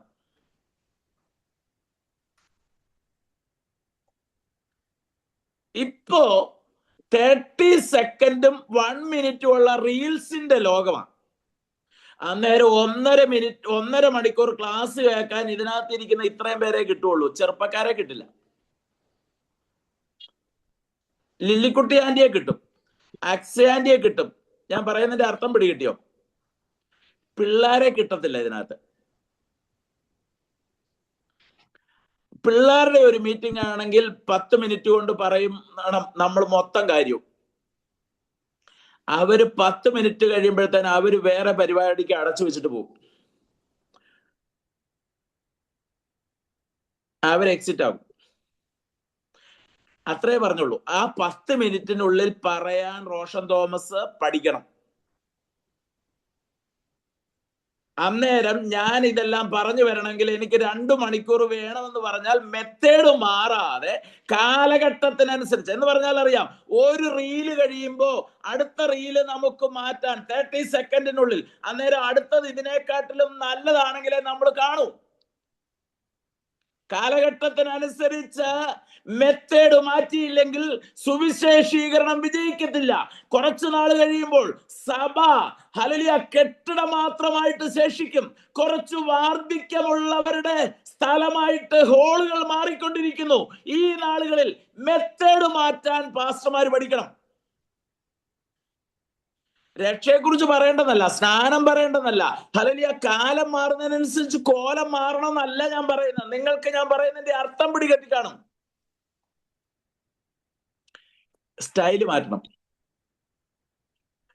എന്റെ 20 വയസ്സുള്ള മോനും സുവിശേഷ വേലയിൽ തന്നെയാ. ഈ ഓസ്ട്രേലിയയിൽ ജീവിക്കുമ്പോൾ ഹല്ലേലൂയ അവനും മെഡിസിൻ പഠിച്ചുകൊണ്ടിരിക്കുക. പക്ഷെ അവനും ഇംഗ്ലീഷ് മീറ്റിംഗ് നടത്താറുണ്ട്. നമ്മുടെ തലമുറയെ നമ്മുടെ എല്ലാ കുഞ്ഞുങ്ങളെയും നമുക്ക് സുവിശേഷ വേലയിൽ തന്നെ നമ്മൾ നിലനിർത്തണം. ഏത് ആധുനിക സംവിധാനങ്ങളും ഏത് ഹല്ലേലൂയ കാര്യങ്ങൾ വന്നാലും ഈ വചനത്തിന് ഒരു മാറ്റവുമില്ല. പക്ഷേ കാലഘട്ടത്തിനനുസരിച്ച് മെത്തേഡ് മാറ്റാൻ ദൈവദാസന്മാരും ദൈവദാസിമാരും പഠിക്കണം. അല്ലെങ്കിൽ അവർ പറയും അപ്പച്ചൻ സ്റ്റൈലാ, അമ്മച്ചി സ്റ്റൈലാ. അവര് വരത്തില്ല അടുത്ത ആഴ്ച ചർച്ചില്. ഈ കടുംപെട്ട് സ്വഭാവവും കൊണ്ട് ഇരുന്ന് കഴിഞ്ഞാൽ, നമ്മുടെ ഭാഷയിൽ പറയാം, ഈ സ്വഭാവവും വെച്ച് നമ്മുടെ സൺഡേ സ്കൂളിൽ വരുമ്പോൾ അല്ലെങ്കിൽ പിള്ളേർ വരുമ്പോഴത്തേന് ഈ ഒരു 2 മണിക്കൂറിന് വേണ്ടി നമ്മളിങ്ങനെ വടിയൊക്കെ പിടിച്ചിട്ടിരിക്കുക. ഇങ്ങനെ ഇരിക്കുകയാണെങ്കിൽ ഈ ചർച്ചിനകത്തോട്ട് ആര് കയറി വരും? അടങ്ങിയിരിക്കടാ, അനങ്ങരുതടാ. നമ്മുടെ രീതിയാ. നമ്മളത് എന്തോ പട്ടാളത്തിന്റെ ക്യാമ്പ് ഓഫീസിൽ പോയതുപോലെ. എൻ്റെ മൂത്ത ബ്രദർ പട്ടാളത്തിലായിരുന്നു 24 വർഷം. അതുകൊണ്ട് ഇവരുടെ പല ക്യാമ്പിലും ഞാൻ പോയിട്ടുണ്ട്. അങ്ങനെ പോകുമ്പോൾ ലെഫ്റ്റ് ടേൺ, റൈറ്റ് ടേൺ, അത് പട്ടാളത്തിൽ നടക്കും. പക്ഷെ ചർച്ച് പട്ടാള ക്യാമ്പ് അല്ല. അവർക്ക് വരാൻ ഇൻട്രസ്റ്റ് തോന്നണം. ഡാൻസും പാട്ടും ഒന്നുമല്ല ഞാൻ ഉദ്ദേശിക്കുന്നത്. ഞാൻ നിങ്ങൾക്ക് പറയുന്നതിന്റെ അർത്ഥം മനസ്സിലായോ? എന്നും പണ്ടത്തെ ദാവീദിന്റെ 5 കല്ലും, എന്നും ആ സെയിം മെത്തേഡും ഒക്കെ മാറ്റിയിട്ട് നമ്മൾ കാലഘട്ടത്തിനനുസരിച്ച് മെത്തേഡ് മാറ്റിയാൽ, നമ്മുടെ അപ്പിയറൻസ് മാറ്റിയാൽ, നമ്മുടെ ആറ്റിറ്റ്യൂഡ് മാറ്റിയാൽ, നമ്മൾ ആ കടുംപിടുത്തം മാറ്റിയാൽ, ഞാൻ പറയുന്നതിന്റെ അർത്ഥം പിടികിട്ടിയോ? തോന്നിയതുപോലെയൊന്നും സഭ കൊണ്ടു നടത്തണം എന്നല്ല ഞാൻ പറയുന്നത്. സുവിശേഷീകരണത്തിൽ, രക്ഷയിലോ സ്നാനത്തിലോ മാനസാന്തരത്തിലോ ഇനി ആരെന്തു പറഞ്ഞാലും അതിൽ ഒരു അളവും കാര്യങ്ങളൊന്നുമില്ല. ഹോളി സ്പിരിറ്റ്, അത് പരിശുദ്ധാത്മാവിന്റെ സാന്നിധ്യം, അത് അതുപോലെ തന്നെ നമ്മുടെ സഭയ്ക്കകത്തും, അത് ഏത് രാജ്യത്തും. ഇവിടെ ഞാനായിരിക്കുന്ന ഓസ്ട്രേലിയയിലും നമ്മുടെ ആളുകൾ നൃത്തം ചെയ്യുന്നതിനേക്കാൾ നന്നായിട്ട് നൃത്തം ചെയ്യുന്ന അനേക യുവജനങ്ങളുള്ള സഭ, ആയിരക്കണക്കിന് പേരുള്ള സഭ ഇവിടെ ഉണ്ട്. ആഫ്രിക്കൻസ്, ഓസ്ട്രേലിയൻസ്, നമ്മൾ വിചാരിക്കും ഓസ്ട്രേലിയയിൽ അല്ലെങ്കിൽ അമേരിക്കയിൽ അവർക്ക് എല്ലാ കാര്യങ്ങളും ഉണ്ട് എന്ന് വിചാരിച്ച് അവർ സുവിശേഷ വേല. നമുക്കറിയാം ഈ ഓസ്ട്രേലിയയിൽ നിന്നാണ് ഗ്രഹാം സ്റ്റെയിൻസും അദ്ദേഹത്തിന്റെ ഭാര്യയും അദ്ദേഹത്തിന്റെ മക്കളും സുവിശേഷ നിമിത്തം ഇന്ത്യയിലോട്ട് വന്നേ. അവരുടെ ജീവൻ ബലി കഴിച്ചത് അനേക മിഷണറിമാർ, അനേക യൗവനക്കാർ ഇന്നും കർത്താവിനെ അറിയുന്നുണ്ട്. പക്ഷെ എന്തുകൊണ്ട് കേരളത്തിൽ നിന്ന് അല്ലെങ്കിൽ നമ്മുടെ നാട്ടിൽ നിന്ന് ലോകമറിയുന്ന ഒരു വ്യക്തി സുവിശേഷ വേലയിൽ വരുന്നില്ല? ലോകമറിയുന്ന ക്രിക്കറ്റ് കളിക്കാരൻ വരുന്നുണ്ട്. സഞ്ജു സാംസൺ, കേരളത്തിൽ നിന്ന് ഒരു നല്ല ക്രിക്കറ്റ് കളിക്കാരൻ വന്നു. എന്തുകൊണ്ട് ലോകത്തെ ഇളക്കി മറിക്കുന്ന ഒരു സുവിശേഷകൻ കേരളത്തിൽ നിന്ന് എഴുന്നേൽക്കുന്നില്ല? നമുക്ക് പ്രാർത്ഥിക്കാം, നമ്മുടെ തലകളെ വണക്കാം. നമുക്ക് ഇന്ന് നമ്മുടെ ഒരു ഫലപ്രദമായ സുവിശേഷീകരണം, ഒരു വേൾഡ് ഇവാഞ്ചലിസം, ഒരു റെയ്നാർഡ് ബോങ്കെ പോലെ ലോകമറിയുന്ന ഒരു ബില്ലി ഗ്രഹാമിനെ പോലെ ഒരാൾ എഴുന്നേൽക്കണം, ഒരു പോൾ യോങ്ങിച്ചെ പോലെ ഒരാൾ എഴുന്നേൽക്കണമെന്ന് നമ്മൾ എത്ര പേര് പ്രാർത്ഥിക്കുന്നുണ്ട്? നമ്മുടെ കുഞ്ഞുങ്ങൾ, ഇവിടെ ഇരിക്കുന്ന പ്രിയ രജിത സിസ്റ്റർ, കുഞ്ഞുങ്ങൾ, പെൺമക്കൾ, അവരതിനു വേണ്ടി ഇറങ്ങട്ടെ. ഇതിനകത്തിരിക്കുന്ന ഓരോരുത്തരുടെയും തലമുറകൾ ഹല്ലേലൂയ കർത്താവിന് വേണ്ടി എഴുന്നേൽക്കട്ടെ. നമുക്ക് പ്രാർത്ഥിക്കാം. ഹല്ലേലൂയ. പ്രിയ ഗേർലി ആന്റിയുടെ മക്കൾ പ്രായമായെന്ന് ചിന്തിക്കേണ്ട ആന്റിയുടെ തലമുറകളെ ദൈവം എഴുന്നേൽപ്പിക്കും. ഇന്ന് ഇതിനകത്തിരിക്കുന്ന ഷിജി സിസ്റ്ററെ ദൈവം നമ്മുടെ തലമുറകളെ ഉപയോഗിക്കും. അവര് തമിഴ്നാട് ഇളക്കട്ടെ, അവർ ആന്ധ്ര ഇളക്കട്ടെ. ഹല്ലേലൂയ. പ്രിയപ്പെട്ട ദൈവമക്കളെ, നമ്മുടെ തലമുറകൾ, പ്രിയ ഷേർലി സിസ്റ്ററെ, മോൻ ഹല്ലേലൂയ ലോകമറിയുന്ന ഒരു സുവിശേഷകനാകാൻ നമുക്ക് പ്രാർത്ഥിക്കാം. ഇവിടെ ഇരിക്കുന്ന ഓരോരുത്തരും, സബീന സിസ്റ്ററെ, നമ്മുടെ തലമുറകൾ ലോകപ്രകാരമുള്ള എന്തും പഠിക്കട്ടെ, അവരെന്തും പഠിച്ചു വരട്ടെ. എന്നാൽ അവർ കർത്താവിന്റെ മുഖം ചുമക്കുന്നവരായി തീരാൻ ഇവിടെ ഇരിക്കുന്ന ഓരോ മാതാപിതാക്കളും ഒരു സമർപ്പണം ഉണ്ടാകട്ടെ. ഞാൻ ഈ സുവിശേഷ വേലയ്ക്ക് വേണ്ടി ഇറങ്ങിയെങ്കിൽ ഞാൻ 32 വർഷമായി സുവിശേഷ വേല ചെയ്യുന്നെങ്കിൽ ഞാൻ എൻ്റെ മക്കളെ 3 പേരെയും അവര് ഹല്ലേലൂയ ഒരാൾ മെഡിസിൻ പഠിക്കുന്നു, അവനോടും എനിക്ക് പറയുവാൻ എപ്പോഴും ഉള്ളത് കർത്താവിന്റെ വേല ചെയ്യണം.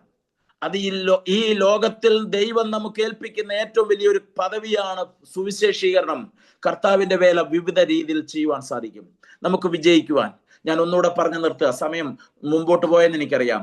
1 ഇമ്പോർട്ടൻസ്, 2 പോസിറ്റീവായ thoughts, 3 vision, 4 dedication, 5 time value, അടുത്തത് പ്രതിസന്ധികളെ തരണം ചെയ്യാനുള്ള, പ്രതിസന്ധികളെ ഡിഫിക്കൽട്ടീസിനെ ഹല്ലേലൂയ ഓവർകം ചെയ്യാനുള്ള ഒരു മനോഭാവം.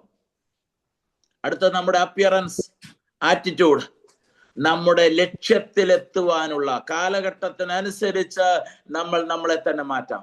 നമുക്കൊരു നിമിഷം ഏൽപ്പിച്ചു കൊടുക്കാം. നമ്മുടെ കർത്താവ് കാൽവറിയിൽ കിടന്ന് ക്രൂശിൽ കിടക്കുമ്പോൾ ആ കള്ളനെ 1 മിനിറ്റ് കൊണ്ടാണ് നേടിയേ, ചില സെക്കൻഡുകൾ കൊണ്ടാണ് നേടിയേ. എന്നാൽ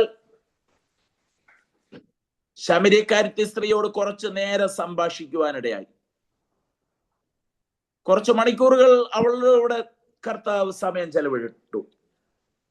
ആ കിണറ്റിന്റെ കരയിൽ നിന്ന് യേശു കുറച്ചു നേരം യാക്കോബിനെ കുറിച്ചും യാക്കോബിന്റെ കിണറിനെ കുറിച്ചും ഇവളുടെ ഭർത്താവിനെ കുറിച്ചും ഭർത്താക്കന്മാരുടെ എണ്ണത്തെ കുറിച്ചും ഇവളുടെ ജീവിതത്തെ കുറിച്ചും ഇവൾക്ക് ഹല്ലേലൂയ ലഭിക്കാൻ പോകുന്ന വെള്ളത്തെ കുറിച്ചും ഇവൾക്ക് കൊടുക്കാൻ പറ്റുന്ന കാര്യത്തെ കുറിച്ചും എല്ലാം യേശു ശമരിയക്കാരത്തി സ്ത്രീയോട് കുറച്ചു നേരം നിന്ന് സംസാരിച്ചു.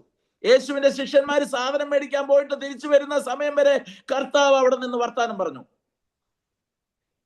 എന്നാൽ ക്രൂശിൽ കിടക്കുന്ന കള്ളനോട് യേശു 1 മിനിറ്റ് കൊണ്ട് അവനെ ദൈവത്തിന്റെ ഹല്ലേലൂയ നിത്യതയ്ക്ക് പർദീസയ്ക്ക് കാരണമാകത്തക്കവണ്ണം എന്റെ യേശു അവനെ മാറ്റുവാനിടയായി. ക്രൂശീകരണം കൊണ്ട് ബറാബാസിനെ 1 നിമിഷം കൊണ്ട് വിടുവിക്കാൻ എന്റെ യേശുവിന് സാധിച്ചു. ക്രൂശിൽ കിടന്ന കള്ളനെ 1 നിമിഷം കൊണ്ട്. അങ്ങനെയെങ്കിൽ നമ്മുടെ മെത്തേഡ്, നമ്മുടെ രീതി, നമ്മുടെ സ്റ്റൈല്, യേശു വിവിധമായ സ്റ്റൈലുകൾ, വിവിധമായ മെത്തേഡുകൾ യേശു സുവിശേഷീകരണത്തിന് ഉപയോഗിച്ചിട്ടുണ്ട്. അവന്റെ വായിൽ നിന്ന് വരുന്ന ലാവണ്യവാക്ക് 12ാമത്തെ വയസ്സിൽ കേട്ട പരീശന്മാർ, ശാസ്ത്രിമാർ, പുരോഹിതന്മാർ അവരാശ്ചര്യപ്പെട്ടു. നമ്മുടെ മെത്തേഡ് നമുക്ക് മാറ്റാം, നമ്മുടെ രീതികൾ നമുക്ക് ചേഞ്ച് വരുത്താം. നമുക്ക് നമ്മെ തന്നെ സമർപ്പിക്കാം. നമ്മുടെ രീതികൾ ഒന്ന് മാറട്ടെ, നമ്മുടെ ഹല്ലേലൂയ ജീവിതത്തിൽ ചേഞ്ചസ് ഉണ്ടാകട്ടെ. നമുക്ക് നമ്മെ തന്നെ സമർപ്പിക്കാം, ദൈവകരങ്ങളിലേക്ക് ഏൽപ്പിക്കാം. ദൈവം നമ്മെ അനുഗ്രഹിക്കട്ടെ. ഈ മിനിസ്ട്രിയെ, ഈ ഗ്രൂപ്പിനെ ദൈവം സഹായിക്കട്ടെ. God bless you. എല്ലാവർക്കും നന്ദി അറിയിക്കുന്നു. ഈ ടീമിനെ ദൈവം അനുഗ്രഹിക്കട്ടെ. ഈ പ്രയർ ഗ്രൂപ്പിനെ ദൈവം സഹായിക്കട്ടെ. ഞങ്ങളെ ഓർത്ത് പ്രാർത്ഥിക്കാം. Thank you. God bless you all.